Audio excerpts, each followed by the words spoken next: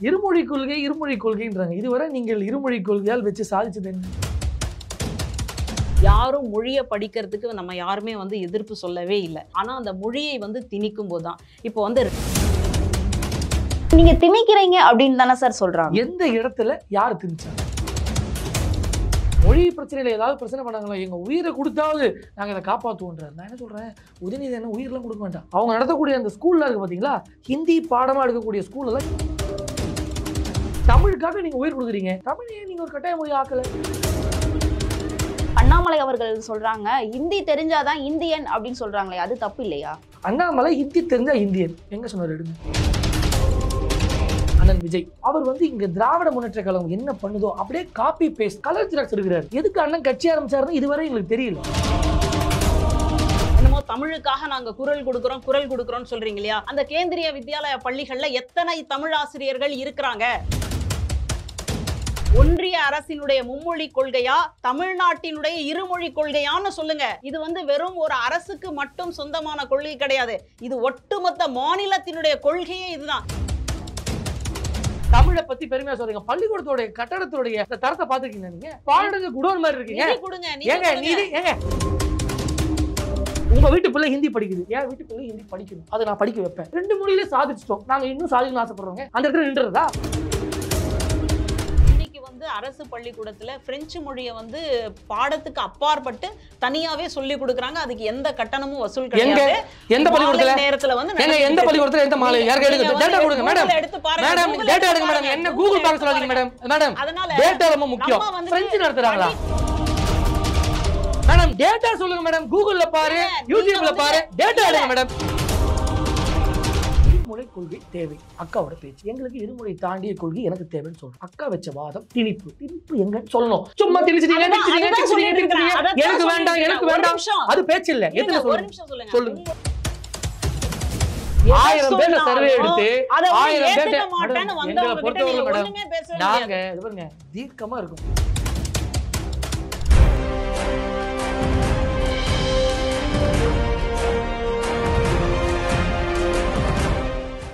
Globe 360 நேயர்களுக்கு வணக்கம்.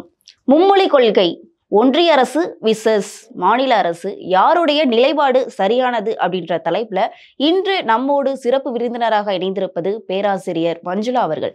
வணக்கம் மேம். வணக்கம். பாஜக இளைஞர் அணியை சேர்ந்த வழக்கறிஞர் ஹரிஹரன் அவர்கள். வணக்கம். எப்படி இருக்கீங்க ரெண்டு பேரும்? கல்வி அமைச்சர் என்ன சொல்லியிருக்காங்கன்னு பார்த்தீங்கன்னா, மும்மொழி கொள்கையை ஏற்றால்தான் தமிழ்நாட்டிற்கு நிதி கொடுப்போம் அப்படின்னு சொல்லியிருக்காங்க. இது எந்த அளவுக்கு நியாயமானது? முதல்ல மும்மொழி கொள்கையில் இருக்கக்கூடிய பிரச்சனை என்ன? மும்மொழி கத்துக்கிறதுனால என்ன ஃபிளாஸ் நடக்குது நமக்கு நாட்டில்? ஏதாவது ஒரு மாணவன் 2 மொழியை தாண்டி ஒரு மொழி படிச்சுட்டானா அவனுக்கு வேலை வாய்ப்பு இல்லாமல் போதா? இல்லை வாழ்வாதாரம் கெட்டு போதா? இல்லை அவன் அப்படியே அவனோட அறிவு மழுகிற போதா? ஒரு மொழியை எக்ஸ்ட்ராவா கத்துக்கிறதுல என்ன பிரச்சனை? இருமொழி கொள்கைன்றாங்க. இதுவரை நீங்கள் இருமொழி கொள்கையால் வச்சு சாதிச்சது என்ன? இதே திமுக, இதே அண்ணன் உதயநிதி ஸ்டாலின், இதே ஸ்டாலின் என்ன சொல்றாங்க? எங்களுடைய திராவிட கொள்கைப்படி இருமொழி கொள்கை தான் எங்கள் உயிர் நாடி போல அப்படின்றாங்க. உதயநிதி என்ன சொல்லியிருக்காரு, இந்த மொழி பிரச்சனையில ஏதாவது பிரச்சனை பண்ணாங்களா? எங்க உயிரை கொடுத்தாவது நாங்க இதை காப்பாற்றுவோன்றார். நான் என்ன சொல்றேன், உதயநிதி என்ன உயிரெல்லாம் கொடுக்க வேண்டாம். அவங்க நடத்தக்கூடிய அந்த ஸ்கூல்ல இருக்கு பாத்தீங்களா, ஹிந்தி பாடமா எடுக்கக்கூடிய ஸ்கூல் எல்லாம் என் பேர் எழுதிக்க சொல்லுங்க. இல்ல என் பேர் எழுதிக்க பிடிக்கலாம், என் கட்சி பேர் எழுதிக்க சொல்லுங்க. உங்க பள்ளிக்கூடத்துலலாம் ஹிந்தி நடத்தி, உங்க பள்ளிக்கூடத்துல இருக்க மாணவர்கள்லாம் ஹிந்தி படிச்சு, அவங்கெல்லாம் மும்மொழி படிக்கணும், அவங்கெல்லாம் ஸ்டாண்டர்டா போகணும். ஆனா அரசு பள்ளி மாணவர்கள் இருமொழியை படிச்சு நீங்க சொல்றக்கூடிய விஷயங்கள் எல்லாம் தெரிந்தும் தெரியாமலும் எங்களை ஏமாத்துறதுக்காக ஒரு திட்டமா? அதாவது நீங்க திணிக்கிறீங்க அப்படின்னு தானே சார் சொல்றாங்க. எந்த இடத்துல யாரு திணிச்சா? நாங்க தான் ஹிந்தி படிச்சே ஆகணும். இந்த நிறைய இந்த பூசுத்துற கதையெல்லாம் முடிஞ்சு போச்சு. பழைய காலத்துல, எங்க தாத்தா காலத்துல, பாட்டி காலத்துல, எங்க அப்பா காலத்துல எல்லாம் புரியாம இவங்க பேசக்கூடிய பேச்செல்லாம் இவங்க பொய்யவே கொஞ்சம் வீரியமா பேசுவாங்க. அப்ப என்ன ஆகுது, ஒரு உண்மையெல்லாம் பேசுறாங்க போல இந்த திமுக அப்படின்ற ஒரு எண்ண ஓட்டத்துல அந்த காலத்து ஆளுங்களாம் இருந்தாங்க. இப்ப நம்மள போன்ற யங்ஸ்டர்ஸ்ல நீங்க மனசு தொட்டு சொல்லுங்க, திமுக பேசக்கூடியது பொய்யின் மேடையில பேசும்போது தெரிதா தெரியலையா? ஒரு நிருபர் கேள்வி கேட்கிறாரு, கேட்டுட்டு அவரே சிரிக்கிறாரு. இப்ப புரட்சியில அண்ணாமலை கேட்கிறாரு, ஏங்க நீங்களே கேட்டு எங்க சிரிக்கிறீங்க? அந்த லட்சணத்துல இந்த திமுக ஆட்சியானது கடந்த 3 ஆண்டு காலமா ரொம்ப நகைச்சுவையா இருக்கு. இதுக்கு முன்னாடி அவங்க ஆட்சி பண்ண காலத்துல அதை விட அலங்கோலமா இருந்ததுதான் என்னுடைய வாதம். மும்மொழி கொள்கையால் தமிழகம் பெறும் பின்னடைவு என்ன? அதை விவரிக்க யாராவது ஒருத்தர் தயாரா இருக்கானா? அதை சொல்லவே மாட்டாங்க. அதற்கு பயனை நான் சொல்லவா? ஒரு மொழி எக்ஸ்ட்ராவா கத்துக்கிட்டா நாலேஜ் இன்க்ரீஸ் ஆகட்டுமேங்க. ஹிந்தி படிச்சு என்ன பண்ண போறேன்? நாங்க ஹிந்தி மட்டும் தான் படிக்கணும்னு சொல்லியிருக்கோமா? Optional language, whatever language you are interested நீங்க பண்ணலாம். இப்போ நீங்க குஜராத் லைக் பண்றீங்களா? படிங்க. இப்போ நான் வந்து ஃப்ரெண்ட்ஸ் லைக் பண்ணுறேன்னா படிக்கிறேன், அக்கா வந்து சான்ஸ்கிரிட் லைக் பண்ணுறாங்களா படிக்கட்டும். சரி சார், அப்படி பார்த்தா மத்திய பிரதேசம், பீகார் அந்த இதெல்லாம் மும்மொழி கொள்கை கொண்டு வரலையே, அது ஏன்? உங்களுக்கு இது புரியல, நீங்க போய் பார்க்கல. அங்கெல்லாம் மும்மொழி கொள்கை தான். அதாவது அவங்க தாய்மொழியானதை பேசுவாங்க, ஆங்கிலத்தை பேசுவாங்க, வேற ஒரு மொழி கத்துக்க தான் செய்யறாங்க. நாங்க இன்னும் தமிழ்நாட்டுக்கு மட்டும் சிறப்பான ஒரு தனி கவனத்தை செலுத்தி தமிழகத்தை எப்படியாவது நாசப்படுத்தணுன்ற மாதிரி நீங்க பேசுறீங்களே. எங்களுக்கு இப்ப முன்மொழி கொள்கை கொண்டு வந்தனால பிஜேபிக்கு என்ன பையன் சொல்லுங்க. இது உடனே ஃபேக் நெரேட்டிவ் செட் பண்றான். அந்த எஜுகேஷன் பாலிசியில வந்து சொல்லிட்டாங்க, நாங்க கொடுக்கறத ஒத்துக்கிட்டாதான் பணம் கொடுப்போம், இல்லைன்னா விலகி இருக்குன்னு நாங்க சொன்னோமா? அன்பில் மகேஷ் பொய்யாமொழியானது அதை வந்து நிரூபிக்க முடியுமா? ஒரு பள்ளிக்கல்வித்துறை அமைச்சராக இருந்துக்கிட்டு உதயநிதி என்னோட ரசிகர் மன்ற தலைவராக இருக்கிறத சிறப்பாக செய்கிறாரு. பள்ளிக்கல்வித்துறைக்கு அவர் செய்தது என்ன சொல்லுங்களேன். அவங்க பையனை ஒரு இன்டர்வியூ எடுக்கிறாங்க உங்களை போன்ற ஒரு யூடியூப் சேனல். அப்பா நீ என்னப்பா லாங்குவேஜ்? நான் படிக்கிறது ஃப்ரெஞ்சுன்னு உங்கள் பிள்ளை சொல்லும் போது உங்களுக்கு எவ்வளோ சந்தோஷமா, ஐயோ என் பிள்ளை இன்னொன்று கற்றுக்குதுன்னு ஸ்டைலிஷாக உங்களுக்கு தோணுதோ, ஒரு பெற்றோர்களாக நீங்கள் எப்படி பூரிக்கிறீங்களோ அதே போன்று தமிழ்நாட்டில் இருக்கக்கூடிய ஒரு பெற்றோர்களும் சந்தோஷம் பண்ணுங்க. இப்போ ஏழை விட்டு பையங்க ப்ராக்டிக்கலாக பேசுங்க, ஒரு எக்ஸ்ட்ரா லாங்குவேஜ் கற்றுக்கணும்னு ஆசைப்பட்றான், அவனுக்கு சோர்ஸ் என்ன சொல்லுங்கள். இன்கம் கம்மியாக இருக்குங்க. இப்போ நான் ஒரு வறுமை கோடு கீழே இருக்கிற குடும்பங்க. இப்போ நான் என்னோட பிள்ளையோ இல்லை என்னோட தம்பி பசங்களோ ஏதோ படிக்கணும்னு ஆசைப்பட்றாங்க, எதை வச்சு நான் படிக்க வைக்க முடியும்?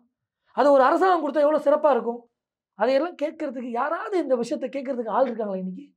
திமுக எதை பேசுகிறதோ அதை முட்டுக்கு கொடுக்கக்கூடிய மீடியாவாக தான் இருக்குது. இப்போ நீங்களே விவாதத்தை ஆரம்பிக்கும் சொல்கிறீங்க, ஒன்றிய அரசா இந்த அரசா, அப்படி நம்மளே அவன் ப்ராக்டிஸ் பண்ண வச்சிடறான் பாருங்க. இதுவரை நம்ம பழக்கம் என்னங்க? நீங்கள் பிறந்த எத்தனை வருஷம் இருக்கும்? ஒரு 25-30 இயர்ஸ் இருக்கும். நீங்கள் சொல்லுங்கள், இதுவரை நம்ம கேள்விப்பட்டது மாநில அரசு மத்திய அரசு, நம்ம காதில் பட்டதாக தானே. இப்போ சமீபமாக அந்த 4 ஆண்டு காலமாக ஒன்றிய அரசுன்னு சொல்லவே உங்களுக்கே ஒன்றிய அரசுன்னு வருது பாருங்க வாயில். தப்ப அவன் திரும்ப திரும்ப சொல்லி அதை சரியாக்குறான். அதையே நம்ம மக்களும் தர்க்கம் பண்ணுறான். திமுக சொல்வது தான் சரி என்று. அந்த ஸ்கூலெல்லாம் நிப்பாட்ட சொல்லுங்க, அந்த ஸ்கூலில் நடத்தக்கூடிய ஹிந்தியெல்லாம் நிப்பாட்ட சொல்லுங்க, 2 மொழி மட்டும் நடத்த சொல்லுங்க, தூய தமிழை நடத்த சொல்லுங்க. நாங்கள் வரவேற்கிறோம். தமிழை கட்டாய மொழியாக திமுக ஆக்கிதா? நேற்று பிரஸ் மீட்ல புரட்சியாளர் அண்ணாமலை கழுவி ஊத்துனார், பாத்தீங்களா இல்லையா? ஏங்க தமிழுக்காக நீங்க உயிர் கொடுக்குறீங்க. ஐயா கருணாநிதி தண்டவாளம், அதாவது ரயிலே வர தண்டவாளத்துல தலைய வச்சாரு, பெரிய புரட்சி பண்ணீங்க. தமிழையே நீங்க ஒரு கட்டாய மொழி ஆக்கல, என்ன காரணம்? இன்னைக்கு இருக்கக்கூடிய தலைவர்மார்களுக்கு தமிழ் பேச தெரியல. சார், அப்படி பார்த்தா அண்ணாமலை அவர்கள் சொல்றாங்க ஹிந்தி தெரிஞ்சாதான் இந்தியன் அப்படின்னு சொல்றாங்களே, அது தப்பு இல்லையா? எடுங்க, அண்ணாமலை ஹிந்தி தெரிஞ்சா இந்தியன் எங்க சொன்னார்? எடுங்க. நான் என்ன கேட்குறேன், உங்களுக்கு ஒரு லாங்குவேஜ் பிடிச்சிருக்கு சார், குஜராத்தி கற்றுக்கோங்கன்னு சொல்கிறீங்க. You can give me suggestion, nothing wrong இல்லை. நான் வந்து நீங்கள் படித்தே ஆகணும், இதை படித்தாதான் நீங்கள் பாஸ்ன்னு சொன்னோமா? It is an optional language, அது ஒரு பேப்பர். அதில் என்ன ஆயிருப்போது உங்களுக்கு? சரி, தமிழுக்காக இவ்வளோ பேசுகிறாங்களே, 70 ஆண்டு காலம் தமிழ்ன்றாங்களே, எத்தனை பிள்ளைங்க இன்னைக்கு தமிழ் எழுத படிக்க சரளமாக தெரியுது? இது அந்த குழந்தைங்க மேலே பிரச்சனையா, அது ஆட்சியாளர் மேலே பிரச்சனையா? எத்தனையோ தமிழ் படித்த ஆசிரியர்கள் இன்னைக்கு வேலை இல்லாமல், அந்த வேலையை வந்து அதை நீங்கள் உறுதிப்படுத்தாமல் எவ்வளோ ஆசிரியர்கள் நீங்கள் ரோட்டில் போராட்டம் பண்ணுறாங்க. அதையெல்லாம் பார்க்குறீங்களா நீங்கள்? தமிழ் படிச்சுட்டு வந்தால் என்னங்க மரியாதை இருக்குது இன்னைக்கு? இப்படி ட்ரெண்ட் எப்படி ஆயிடுச்சுன்னா, ஆங்கிலம் படித்தாதான் மரியாதை, ஆங்கிலம் படித்தாதான் வேலை வாய்ப்பு, ஆங்கிலம் தான் ஒரு வாழ்க்கையினுடைய ஒரு முழு அங்கமாக மாத்தந்து யாரு? இதே திராவிட திருவாளர்கள் தான். நீ தமிழ் முக்கியம், தமிழுக்கு முக்கியத்துவம் கொடு, அரசாங்க வேலையில் தமிழுக்கு முக்கியத்துவம் கொடுத்து வேலை கொடு.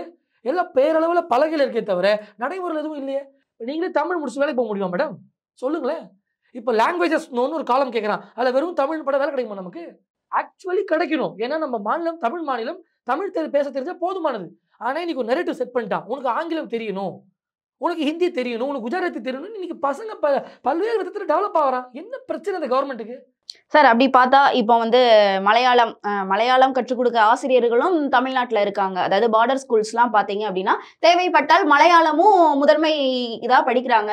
ஆந்திரா சைடில் பார்த்தீங்கன்னா ஆந்திரா கற்றுக் கொடுக்குற ஆசிரியர்களும் இருக்காங்களே.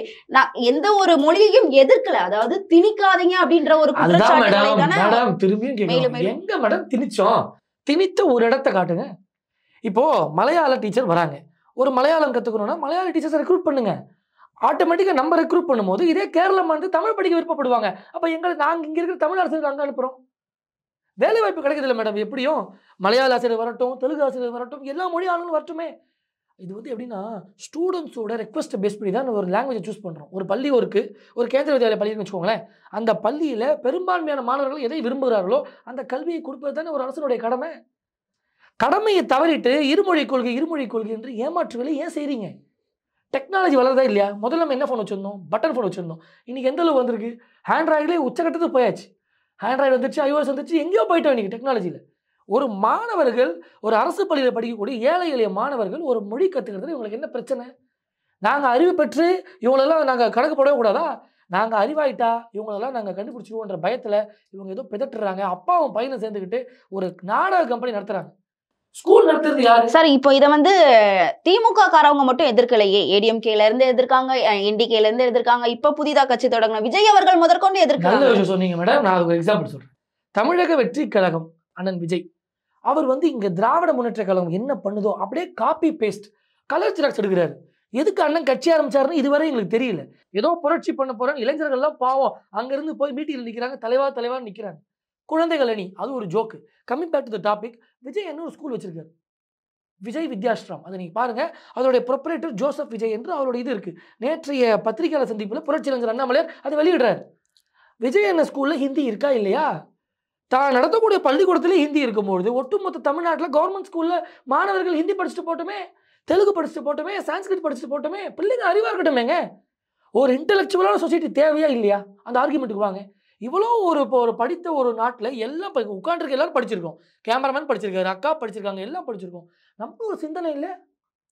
அண்ணன் ஐயா பெரியார் சொன்னது போல ஒரு கருத்து சொல்லுவாங்களே, பகுத்தாய் நீ வந்து பகுத்தறிவோடு எங்களா பகுத்து அறியறங்க. யோசிச்சு பார்க்கும்போது திமுக காரன் சொல்றது பச்சை பொய்ன்னு தெரியுது. அந்த இருமொழி கொள்கையால் எங்களுக்கு எந்த பயனும் இல்லைன்னு தோணுது. வேறு விஷயத்த நான் கற்றுக்கவே கூடாது, எந்த தெளிவுமே அடைஞ்சிடக்கூடாதுன்னு நினைக்கிறதுனால தான் இவங்க இது போல ரேடியோ செட் பண்ணுறாங்க. என்ன நல்ல எண்ணம் சொல்லுங்க, எதை திணிச்சோ என்ன நல்ல இடத்துல திமுக சொல்லுதுன்னு சொல்லுங்க. ஆனால் அவங்க பிள்ளைகளாம் ஹிந்தி சரளமாக பேசுது. ஐயா கருணாநிதி தயாநிதி மாறன் எம்பி ஆகி போகும்போது என்னங்க உங்கள் குடும்பத்திலேருந்து எல்லாரும் வராங்க, தயாநிதி அனுப்புறீங்கன்னு கேட்டால் அவர் நன்கு ஹிந்தி பேசுவார், அங்குள்ள மந்திரிகளுக்கெல்லாம் பேசி திட்டத்தை கொண்டு வர முடியும்னு சொன்னது யாரு? ஐயா கருணாநிதி. அப்போ ஹிந்தியோட ஒரு யூட்டிலைசேஷன் அவங்களுக்கு புரியுது இல்லை? அவங்க வீட்டு பிள்ளை ஒருத்தர் ஹிந்தி படிச்சுதான் அவங்க எம்பி ஆகுறாங்க. அப்போ நாங்கள் எப்போ இங்கே எம்பி ஆகுறது? இப்போ இவங்க என்ன கருத்தை முன்வைக்கிறாங்க அப்படின்னு பாத்தீங்க அப்படின்னா, இப்போ மாணவர்களுடைய அடிப்படை வளர்ச்சியை வந்து தடுக்கிறாங்க. இப்போ திமுகலையோ அதிமுகலையோ இருக்கிறவங்களுடைய பிள்ளைகள் எல்லாருமே வந்து ஹிந்தி படிக்கிறாங்க. எந்த மொழி விருப்பப்படுதோ அந்த மொழியை வந்து கற்றுக்கிறாங்க. அடிப்படை மக்களுக்கு மொழியை கற்றுக் கொடுக்கறதுக்கு மறுக்கிறாங்க. இதை வந்து அரசியல் ஆக்க பாக்குறாங்க. அதாவது 1965 உள்ளது போலயே இப்பயும் நடச்சுக்கிட்டு இருக்கிறாங்க அப்படின்னு சொல்லி ஒரு வாதத்தை முன்வைக்கிறாங்க. இதற்கு உங்களுடைய கருத்து என்னவா இருக்கு? எனக்கு முதல் கேள்வி என்னன்னா, பல மொழிகள் தெரிஞ்சதுனால ஒருத்தர் வந்து அறிஞராக மாறிட முடியுமா? மொழியை வச்சு தான் ஒருத்தருடைய அறிவை வந்து தீர்மானிக்க போறீங்களா? அதுக்கு வந்து முதல்ல பதில் சொல்லி ஆகணும். அடுத்தது வந்து இந்த மாதிரி மொழிகளை வந்து கத்துக்கிறதுல என்ன பிரச்சனை, மற்றவங்கெல்லாம் படிக்கும்போது அந்த பிரச்சனை இல்லையா அப்படின்லாம் வந்து கேட்குறாங்க. யாரும் மொழியை படிக்கிறதுக்கு நம்ம யாருமே வந்து எதிர்ப்பு சொல்லவே இல்லை.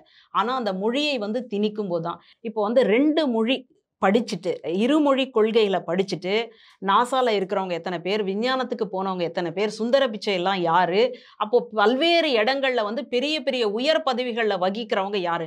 நம்முடைய மக்கள் குடியரசுத் தலைவராக இருந்த அப்துல் கலாம் ஐயா அவர்கள் எத்தனை மொழிகளை படிச்சார் பள்ளிக்கூடத்துல? அது முதல்ல நான் வந்து நம்ம புரியுதல்ல வந்து வந்துக்கணும்.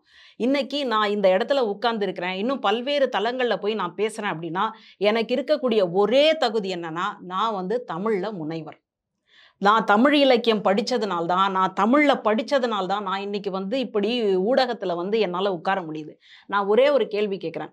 இன்னைக்கு நம்முடைய தமிழ்நாட்டில் கேந்திரிய வித்யாலயா அப்படின்னு சொல்லி இத்தனை பள்ளிகள் இருக்கு இல்லையா? இந்த இத்தனை பள்ளிகளுக்கும் வந்து யாருடைய அதிகாரத்தில் இருக்குது அப்படின்னு சொன்னால் ஒன்றிய அரசு. இந்த ஒன்றிய அரசு அப்படின்ற பேரே வந்து சில பேருக்கு வந்து கொந்தளிப்பை ஏற்படுது. ஏன் நம்ம ஒன்றிய அரசுன்னு சொல்கிறோம்? ஏன் மத்திய அரசுன்னு பல வருஷமாக சொல்லிட்டு இருந்து வந்த நம்ம ஏன் ஒன்றிய அரசுன்னு நம்ம சொல்கிறோம்? அதாவது நம்ம இடத்துல வந்து ஒரு விஷயம் சொல்லுவாங்க. என்னன்னா, நம்ம என்ன ஆயுதத்தை தேர்ந்தெடுக்கணும் அப்படின்றத நம்முடைய எதிரி தான் நமக்கு தீர்மானித்து கொடுக்குறானா. அப்போ நாங்கள் இதுவரைக்கும் மத்திய அரசுன்னு பேசிட்டு இருந்த எங்க வாயில ஒன்றிய அரசுன்னு ஏன் பேச வச்சிங்க? ஒன்றிய அரசு அப்படின்ற வார்த்தையை சொல்ல வேண்டிய அவசியம் என்ன? கண்டிப்பா சார். இருங்க, இதுவரைக்கும் வந்துட்டு அதாவது மாற்றுத்திறனாளிகளை நம்ம ஆரம்பத்துல எப்படி பேசிக்கிட்டு இருந்தோம், இன்னைக்கு அந்த வார்த்தையை நீங்க பயன்படுத்த முடியுமா? பயன்படுத்தினா எவ்வளவு பெரிய கொந்தளிப்பு அப்படின்றத புரியாமையே நம்ம எத்தனை வருஷமா பேசிட்டு இருந்தோம். அதுக்கப்புறமா டாக்டர் கலைஞர் அவர்கள் அந்த பாலின வேறுபாடு கொண்டவர்களை எல்லாம் எப்படியோ ரொம்ப கேவலமாக பேசினதை எல்லாம் மாற்றி திரு அப்படின்ற ஒரு அடைமொழியோட திருநங்கை, திருநம்பி, திருநர்கள் அப்படின்னு சொல்லி கொண்டு வந்தாச்சு. இப்போ மறுபடியும் அந்த இடத்துக்கு போவீங்களா நீங்கள்? அப்போ நம்ம என்ன வார்த்தையை பேசணும், என்ன மாதிரி நடந்துக்கணும் அப்படின்றத யாரால் நம்ம தீர்மானிக்கப்படுறோம் அப்படின்னு சொன்னால் நம்ம எதிராளி வந்து நம்மளை அந்த இடத்துக்கு கொண்டு வந்து நிறுத்துறாங்க. அதனால் இந்த ஒன்றிய அரசு வந்து நடத்தக்கூடிய இந்த கேந்திரிய பள்ளிகளில் நீங்கள் தகவல் உரிமை சட்டம் இருக்கு இல்லையா, அதில் போயிட்டு நீங்கள் போட்டு பாருங்கள். இதே தமிழ்நாட்டுல நடத்தக்கூடிய இத்தனை பள்ளிகள்ல எத்தனை தமிழ் ஆசிரியர்கள் இருக்கிறாங்க? என்னமோ தமிழுக்காக நாங்க குரல் கொடுக்குறோம்னு சொல்றீங்க இல்லையா? நாங்கெல்லாம் எத்தனை பேர் PhD முடிச்சுட்டு இருக்கிறோம்? எங்களுக்கெல்லாம் வேலையை கொடுங்களேன். அந்த கேந்திரிய வித்யாலய பள்ளிகள்ல எத்தனை தமிழ் ஆசிரியர்கள் இருக்கிறாங்க? 100க்கும் மேற்பட்ட இந்தி ஆசிரியர்கள் இருக்கிறாங்க. 50க்கும் மேற்பட்ட சமஸ்கிருத ஆசிரியர்கள் இருக்கிறாங்க. தகவல் அறியும் உரிமை சட்டத்துல பாருங்க தமிழ் ஆசிரியர்கள் எத்தனை இருக்காங்க அப்படின்னு அரசாங்க பள்ளியில எத்தனை தமிழ் ஆசிரியர்கள் வேலை கொடுத்திருக்காங்க? நிறுத்துங்க. இதுவும் வந்து அரசாங்கம் தான் நடத்திட்டு இருக்கு. அப்போ அரசாங்கம் நடத்தக்கூடிய கேந்திரிய வித்யாலய பள்ளிகள்ல இந்திய ஆசிரியர்கள் 100க்கும் மேற்பட்டவர்கள் இருக்கிறாங்க. சமஸ்கிருத ஆசிரியர்கள் 50க்கும் மேற்பட்டவர்கள் இருக்கிறாங்க. தமிழ் ஆசிரியர்கள் எத்தனை பேர் இருக்காங்க? சரி 10 பேராவது இருப்பாங்கங்க அப்படின்னு நம்பி போய் பார்க்கிறோம். பார்த்தா முட்டை நம்ம மூஞ்சில நாமத்தை போட்ட மாதிரி அங்க ஒரு தமிழ் ஆசிரியர் கூட இல்ல அப்படின்றதுதான் நிதர்சனமான உண்மை. இதெல்லாம் எப்போ நீங்க சரி பண்ண போறீங்க? அப்போ ஒரு மாநிலத்துக்குள்ள ஒரு ரீஜனல் லாங்குவேஜ்னு சொல்றோம் இல்லையா, அதுவே இந்த கதியில இருக்கு. ஆனால் இங்க இப்போ நீங்க ஆரம்பத்துல சொன்னீங்க ஒன்றிய அரசா அல்லது வந்து திமுக அரசா. ஒன்றிய அரசா திமுக அரசா கிடையாது. ஒன்றிய அரசினுடைய மும்மொழி கொள்கையா தமிழ்நாட்டினுடைய இருமொழி கொள்கையான்னு சொல்லுங்க. இது வந்து வெறும் ஒரு அரசுக்கு மட்டும் சொந்தமான கொள்கை கிடையாது. இது ஒட்டுமொத்த மாநிலத்தினுடைய கொள்கையே இதுதான். இல்லாட்டி எடப்பாடி அவர்கள் இதை பத்தி பேசியிருப்பாரா? தாவேகாவினுடைய தலைவர் அதை பத்தி பேசியிருப்பாரா? திமுகவினுடைய கூட்டணியில இருக்கக்கூடிய கட்சிகள் பேசி இருக்குமான்னு கேட்டா பேசி இருக்காது. ஒரு தமிழ் படிச்சுட்டு உட்கார்ற ஒரு இடத்துல வந்துட்டு இந்த மாதிரி பேசுறது அப்படின்றதே ரொம்ப பெரிய ஒரு கொந்தளிப்பா இருக்கு. அதனால அந்த மும்மொழி கொள்கையா தமிழ்நாட்டினுடைய இருமொழி கொள்கையா அப்படின்னு தான் நீங்க இனிமேல் பேசணும். அதனால இப்படி வந்து எல்லா இடங்கள்லையும் பார்த்தீங்கன்னா தமிழை வந்து நெருக்கக்கூடிய ஒரு இடத்துக்கு வந்து கொண்டு வராங்க. நான் இன்னைக்கு கூட வேதனையோட பதிவு செய்கிறேன். இன்னைக்கு காலையில போல மாநில கல்லூரியில் இருக்கக்கூடிய மாணவர்கள்லாம் மும்மொழி கொள்கையை எதிர்த்து வந்து போராட்டம் நடத்தினாங்க. அதே மாநில கல்லூரியில இதுக்கு முன்னாடி பல வருஷத்துக்கு முன்னாடி ஒரு சமஸ்கிருத ஆசிரியருக்கான சம்பளம் என்ன, ஒரு தமிழ் ஆசிரியருக்கான சம்பளம் என்ன அப்படின்றத நீங்க போய் பார்க்கணும். ஒரு சமஸ்கிருத ஆசிரியர் 300 ரூபாய் சம்பளம் வாங்கியிருக்காரு. ஒரு தமிழ் ஆசிரியர் இந்த தமிழ்நாட்டில் பிறந்த ஒரே பாவத்துக்காக அன்னைக்கு காலகட்டங்கள்ல 100 ரூபாய் கூட சம்பளம் வாங்கல. அப்ப அவங்கெல்லாம் மனுஷங்க கிடையாதா? அவங்களுக்கெல்லாம் பசிக்காதா? அவங்களுக்கெல்லாம் கல்யாணம் நடக்கக்கூடாதா? அவங்க பிள்ளைங்கள்லாம் படிக்க கூடாதா? அப்ப 100 ரூபாய்க்கும் குறைவான ஒரு சம்பளத்தை வச்சுட்டு அவர் எப்படி வாழ்க்கையை நடத்துவார்? 300 ரூபாய் சம்பளம் வாங்குற இவர் எப்படி வாழ்க்கை நடத்துவார்? இந்த கொடுமை லண்டன்ல நடக்கல, வேற எங்கேயும் நடக்கல, இந்த தமிழ்நாட்டுல நடக்குது அப்படின்னு சொன்னா அதற்காகத்தான் இன்னைக்கு என்ன வந்திருக்குன்னா, நீங்க வேற மாநிலங்கள்ல இல்ல நீங்க தமிழே படிக்காம வந்தீங்கன்னா கூட கல்லூரிகள்ல வந்தீங்கன்னா உங்களுடைய 10th மார்க் ஷீட்லயோ அல்லது நம்ம பொது தேர்வுன்னு சொல்றோம் இல்லையா, கவர்மெண்ட் எக்ஸாம், அந்த மார்க் ஷீட்லயோ அல்லது 12வது மார்க் ஷீட்லயோ தமிழ்ன்ற ஒரு மொழி இல்லை அப்படின்னா உங்க தலையெழுத்து நீங்க கல்லூரியில வந்து அ ஆ இ ஈ உ ஊன்னு நீங்க அடிப்படை தமிழ் படிச்சாகணும்னு சொன்னது யாரு? எந்த ஆட்சி காலத்துல அந்த மாதிரியான ஒரு சட்டம் வந்தது அப்படின்றத நீங்க பாத்துக்கோங்க. நான் இந்த அரசு அந்த அரசுலாம் நான் சொல்லவே விரும்பல. இன்னைக்கு கூட நீங்க வந்து தமிழ்நாட்டுல அரசு வேலைக்கு வரணும் அப்படின்னா குறைந்தபட்சம் நீங்க தமிழ்ல தேர்ச்சியாகி இருக்க வேண்டும். நீங்க வேற மொழியை படிச்சிருந்தாலும் கூட தமிழ்நாட்டுல இருக்கக்கூடிய வேலை வாய்ப்புகள் தமிழர்களுக்கு பெரும்பாலும் கிடைக்க வேண்டும் அப்படின்ற ஒரு நோக்கத்தினால நீங்க தமிழர்களாகவே பிறந்திருக்கலாங்க. ஆனா நீங்க வந்து தமிழே படிக்காம வேற ஒரு மொழியை வந்து நீங்க ஆப்ஷன் பண்ணி எடுத்திருக்கலாம். அதை பத்தி கவலை இல்லை. ஆனா இந்த வேலைக்கு வரணும் அப்படின்னு சொன்னா இதையெல்லாம் சட்டமாக இதையெல்லாம் விதிமுறைகளாக கொண்டு வந்து வச்சிருக்கிறாங்க. அதனால மறுபடியும் இவங்க வந்துட்டு நல்லா பேசுவாங்கங்க, தமிழ்னு பேசுவாங்க. ஆனா இவங்க வீட்டுல இந்தி படிப்பாங்க. நம்ம என்னைக்காவது இந்தி பிரச்சார சபாவை போய் உடைச்சிருக்கோமா? நம்ம என்னைக்காவது இந்தி பிரச்சார சபா முன்னாடி நின்று யாரும் போகாதீங்க வாங்க வாங்க அப்படின்னு கையை பிடிச்சி இழுத்துருப்போமா? ஒண்ணுமே இல்ல. அதனால நீங்க விரும்புறீங்கன்னா படிக்கலாம். இப்போ யோசிச்சு பாருங்க, அவங்கதான் பள்ளிக்கூடத்திலேயே படிச்சிடறாங்களா, அப்புறம் ஏன் அங்க போய் படிக்க போறாங்க? பாருங்களேன் எப்படி முன்னுக்கு பின் முரணான ஒரு பேச்சு அப்படின்றத நீங்க புரிஞ்சுக்கோங்க. அடுத்தது நீங்க அரசு நடத்தக்கூடிய பள்ளிக்கூடங்கள்ல வரக்கூடிய பிள்ளைகள் ஒருவேளை முதல் பட்டதாரியாக இருக்கலாம். யோசிச்சு பாருங்க. அடுத்தது வறுமையில வந்து வாடக்கூடிய பிள்ளைகளாக இருக்கலாம். அவங்கள முதல்ல வந்து மூச்சு விடுறதுக்கு கத்துக் கொடுப்பீங்களா? அவங்க வயிற்று தேவையை முதல்ல வந்து நீங்க தீர்த்து வைப்பீங்களா? அவங்க வந்து இந்த மொழியை கத்துக்கிறாங்களா, அந்த மொழியை கத்துக்கிறாங்களா? என்ன பேச்சு இதெல்லாம்? அவனுக்கு வந்து முதல் தேவை என்ன? அவனுடைய வறுமையை ஒழிக்கணும். அப்ப அதுக்கு வந்து அவனை எப்படி தயார்படுத்துறது? முதல்ல வந்து உலகத்தோடு பேசுவதான ஒரு மொழியை நம்ம கொடுத்துறோம், ஆங்கிலம். அடுத்தது இந்த மாநிலத்தினுடைய மொழின்னு ஒண்ணு கொடுத்துறோம். இதை வச்சு எப்படியா நீ முன்னாடி வந்துரு. நீ முன்னாடி வந்ததுக்கு அப்புறமா நீ என்னென்ன வந்து படிக்கணும்னு நினைக்கிறியோ அதெல்லாம் சாதிச்சுக்கோ அப்படின்னு நம்ம கொடுக்குறோம். இன்னைக்கு கூட யாராவது இதுவரைக்கும் நினைச்சு பார்த்தோமா? மதிய உணவையே வந்து நாங்க பிச்சை எடுத்தாவது போட்டுறோம்னு நினைச்ச ஒரு மாநிலத்துல காலை உணவு திட்டத்தை ஏன் கொண்டு வந்தோம்? யோசிச்சு பாருங்க. அப்போ பள்ளிக்கூடத்துல அது வந்து வெறும் அரசு பள்ளிக்கூடத்துக்கு மட்டும் இல்லாமல் அரசு உதவி பெறும் பள்ளிக்கூடத்துக்கும் ஏன் கொண்டு வராங்க? எப்படியாவது பிள்ளைகளை படிக்க வச்சிட மாட்டோமா? அப்படி படிக்க வச்சு அவங்க வந்து பெரிய ஆளாகி அதுக்கப்புறம் அவங்க அடுத்த தலைமுறை அவங்க பார்த்துக்குப்பாங்க இல்லையா? அந்த ஒரு நோக்கத்துல தான் வந்து நம்ம செயல்பட்டுக்கிட்டு இருக்கிறோம். இது வந்து புரியாம நாங்க வந்து 2 மொழியை படிச்சுட்டு என்ன சாதிச்சோம்? 2 மொழியை படிச்சு சாதிச்சவங்களுடைய பட்டியல்கள் கூகுள்லயே இருக்கு. தமிழர்கள் எப்படி வந்து சாதிச்சிருக்கிறாங்க அப்படின்றது நல்லா தெரியும். நான் 2 மொழி தாங்க படிச்சேன். நீங்க எத்தனை மொழி படிச்சீங்கன்னு தெரியல. தம்பி எத்தனை மொழி படிச்சாருன்னு தெரியல. நான் 2 மொழி தான் படிச்சேன். இன்னைக்கு வரைக்கும் நான் நல்லபடியா தான் இருக்கிறேன். என்னுடைய பிள்ளையும் நான் நல்லபடியா தான் வளர்த்துட்டு இருக்கிறேன். என்னை நம்பி வரக்கூடிய மாணவர்களை நான் சிறப்பா வழி நடத்துறேன் அப்படின்ற ஒரு பெருமை வந்து எனக்கு இருக்கு. அதனால மறுபடியும் ஒரே பொறியை வந்துட்டு சொல்லிட்டு இவங்க வீட்டுல எல்லாம் படிச்சுக்கிட்டாங்களாம், இவங்க நடத்தக்கூடிய பள்ளிக்கூடத்துல வந்து இந்திய சொல்லி கொடுக்குறாங்களாம், அவங்க நடத்தக்கூடிய பள்ளிக்கூடத்தினுடைய சிலபஸ் என்ன? சிபிஎஸ்சின்றாங்க. அப்போ சிபிஎஸ்சிக்கான ஒரு இது வரைவு வந்து யார் கொடுக்குறாங்க? அங்க இருந்து வருது, டெல்லியில இருந்து நமக்கு வருது. அப்போ டெல்லி இந்த மாதிரியான ஒரு வரையறை வச்சிருக்கும் பொழுது அப்போ சிபிஎஸ்சி பள்ளிக்கூடம் நடத்துறவங்க அந்த வரையறைக்குள்ள தான் நாங்க நடத்தி ஆகணும். அதைத்தான் வந்து செய்யறாங்க. இவ்வளவு பேசுறீங்களே, ராஜஸ்தான்ல இப்ப என்ன நடந்துகிட்டு இருக்கு? ராஜஸ்தான்ல ஏன் ஆசிரியர்கள் போராட்டம் பண்ணிக்கிட்டு இருக்கிறாங்க? அங்க வந்து மும்மொழி கொள்கை அப்படின்றது வந்தாச்சு. அந்த மும்மொழி கொள்கை வந்து உருதெல்லாம் சொல்லப்பட்டு கற்பிக்கப்பட்டு இருந்தது. இப்போ திடீர்னு என்ன பண்ணிட்டாங்கன்னா அந்த உருதை உருவிட்டு சமஸ்கிருதத்தை கொண்டு வந்து திணிக்கிறாங்க. அதற்கான ஒரு போராட்டம் அங்க நடந்துட்டு. அதாவது இன்னொரு விஷயம் மேம், அதாவது கல்வியை வந்து பொதுப்பட்டியலுக்கு மாறினதுனாலதான் இவ்வளவு பிரச்சனையும். அது யாருடைய ஆட்சி காலத்துல நடந்தது? இங்க நடக்கக்கூடிய ஒரு விஷயத்தினால தானே இப்ப வந்து இதை திணிக்கிறாங்க அப்படின்ற ஒரு பார்வையும் இருக்கு. இதை எப்படி பாக்கீங்க? இது வந்து காங்கிரஸ் ஆட்சி 1975லயே மாறினது இல்லையா? காங்கிரஸ் ஆட்சியில இந்திரா காந்தி அம்மையார் இருக்கும் பொழுது வந்து ஒரு எமர்ஜென்சி பீரியட் அப்படின்னு ஒண்ணு வருது, அவசர சட்டம். அந்த அவசர சட்ட காலத்துல தான் இதை வந்து மாநில பட்டியல்ல இருந்து பொது பட்டியலுக்காக கொண்டு வந்து சேர்த்துட்டாங்க. அதுக்கப்புறம் யாரெல்லாம் ஆட்சிக்கு வந்தாங்க? அந்த அவசர சட்டத்தின் பொழுது தமிழ்நாட்டில் என்ன மாதிரியான ஒரு நிலைமை இருந்தது? தமிழ்நாட்டில் அப்போ யார் ஆட்சி பண்ணிட்டு இருந்தாங்க? அந்த ஆட்சி எப்படி கலைக்கப்பட்டது? இந்த வரலாறு எல்லாத்தையும் முழுசா பார்க்கணும். இது ஒரு பக்கம். அடுத்தது இது வந்தாச்சா? இது வந்ததுக்கு அப்புறமா நீங்க வந்து இந்திய திணிக்கணும் அப்படின்னு நினைச்சதுக்கு அப்புறமா என்ன நடந்ததுன்னு கேட்டா, இது நம்ம தேசிய கட்சிகள்னு சொல்றோம் இல்லையா, அந்த காங்கிரஸ் இன்னைக்கு வரைக்கும் தமிழ்நாட்டில் காலூன்ற முடியாம இருக்கிறதுக்கு யார் காரணம்னு கேட்டா இந்த இந்தி திணிப்பு தான் காரணம். நமக்கு இந்திய தேசத்துக்கு விடுதலையே பெற்றுக் கொடுத்த கட்சி காங்கிரஸ் கட்சி. அந்த காங்கிரஸ் கட்சியால இன்னைக்கு தமிழ்நாட்டில் காலூன்ற முடியலை அப்படின்னு சொன்னா என்ன காரணம்னா, அன்னைக்கு வந்து இந்திய வந்து திணிச்சாங்க.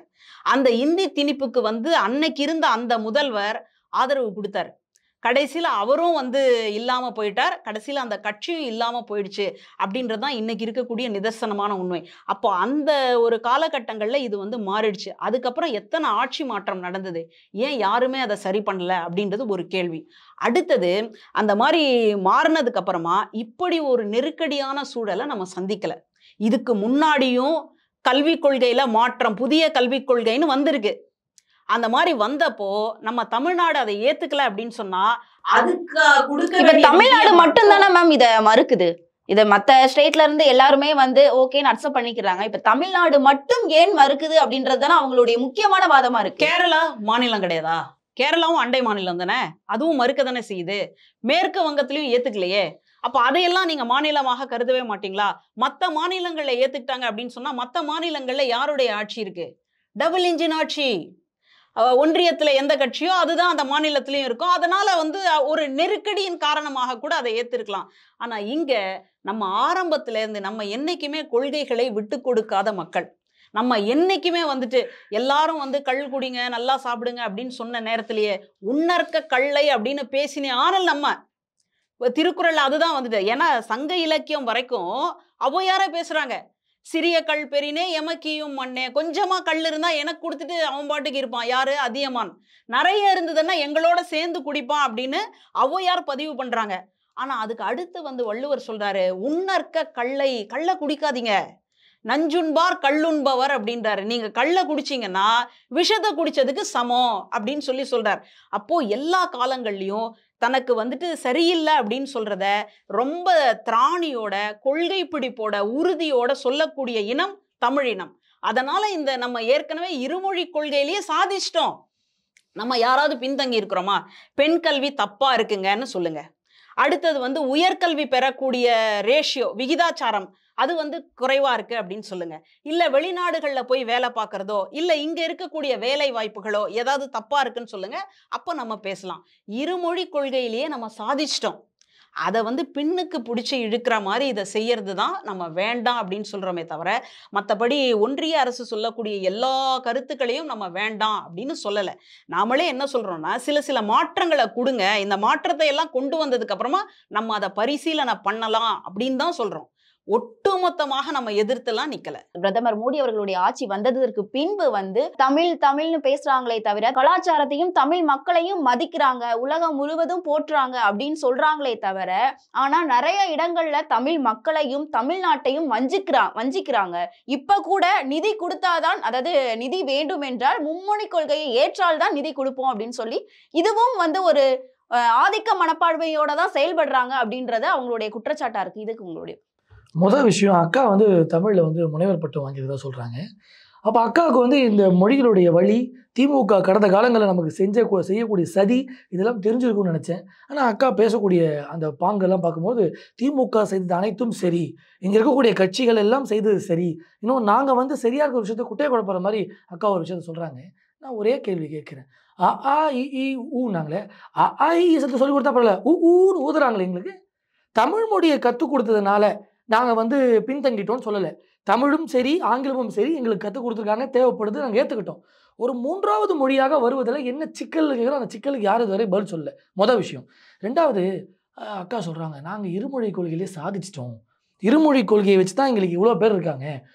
அண்ணன் சுந்தர் பிச்சையெல்லாம் உதாரணமாக காட்டுறாங்க. சுந்தர் பிச்சை அண்ணன் படித்த ஸ்கூலில் தான் நானும் படித்தேன். நான் கேட்போது, சுந்தர் பிச்சை அண்ணன் இருமொழி கொள்கை தான் தெரியும்னு அக்கா உறுதியாக சொல்ல முடியுமா? அவர் ஹிந்திலாம் போய் கற்றுக்க நினைக்கிறாங்களா? நீங்க ஒரு கூகுள் சிஓவா பதவி இந்த அளவுக்கு சார் அவங்க என்ன சொல்றாங்கன்னா, வளர்ந்ததுக்கு அப்புறம் எந்த மொழினாலும் கற்றுக்கலாம். மேடம் இருங்க மேடம், வளர்ந்ததுக்கு பிறகுலாம் இல்லை மேடம். ஒரு குழந்தைக்கு ஒரு சாய்ஸ் இருக்கும் மேடம். நீங்க வந்து 10 வருஷம் முன்னாடி என்ன யோசிச்சீங்களோ அதே தான் இன்னைக்கு யோசிக்கிறீங்களா? இல்ல நம்ம நவீனமயமாகறோம்ல.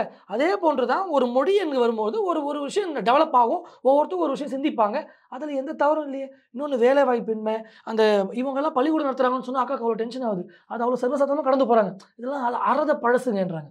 நான் கேட்பது, பள்ளிக்கூடம் சிபிஎஸ்சி சிலபஸுங்க, நீங்கள் சிபிஎஸ்சி சிலபஸ் வச்சு பள்ளிக்கூடம் நடத்துறீங்க, ஏன் மெட்ரிகுலேஷன் சிலபஸ் ஸ்கூல் திறக்க சொல்லுங்கள். நாங்கள் என்ன கையை பிடிச்சி இழுத்தோமா? நீங்கள் டெல்லி சிலபஸ் தான் நடத்தணும், நீங்கள் ஹிந்தி தான் நடத்தணும், வாங்க தலைவரே வாங்கன்னு சொல்லி கேட்குறோமா?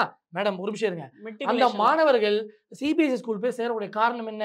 ஒரு எக்ஸ்போஷர் இருக்கும், நிறைய லாங்குவேஜஸ் கத்துக்கலாம், இன்னும் கொஞ்சம் எக்யூப்டா வரலாம். சார் அவங்க மட்டும் தான் வளர்ந்திருக்காங்கன்னு சொல்ல முடியாது இல்லையா? அதாங்க உண்மை. ஏங்க அரசாங்க பள்ளி மாணவர்கள் இப்ப அக்கா படிச்ச காலத்துல அரசாங்க பள்ளி, இன்னைக்கு அரசாங்க பள்ளி படிச்சவங்களும் நிறைய பேர் நிறைய பொசிஷன்ல இருக்காங்க. அப்ப நடந்த கதை விடுங்க. இப்ப அக்கா காலங்கள்ல நடந்த அரசு அந்த பள்ளிகள் இருந்த தரங்கள் வேறு. இன்னைக்கு அதே தரத்துல இருக்குன்னு அக்கா நிரூபிக்க முடியுமா? நான் இப்ப 2 ஆசிரியர்களுக்கு லைவ்ல ஃபோன் பண்ணுவேன், அவங்களுடைய வேலைகளுக்கு இஷ்யூவாக கூட தான் நான் ஃபோன் பண்ணாமல் இருக்கேன். நல்லா கேட்டுக்கோங்க. அரசாங்க பள்ளியில் இன்னைக்கு தரம் ரொம்ப ரொம்ப குறைஞ்சு போயிருக்கு. வேலையின்மையை பத்தி அக்கா கதறாங்க. என்ன எப்படி சார் என்ன தரம் குறைந்திருக்கு? அக்கா ஒரு வினாடி இருங்க.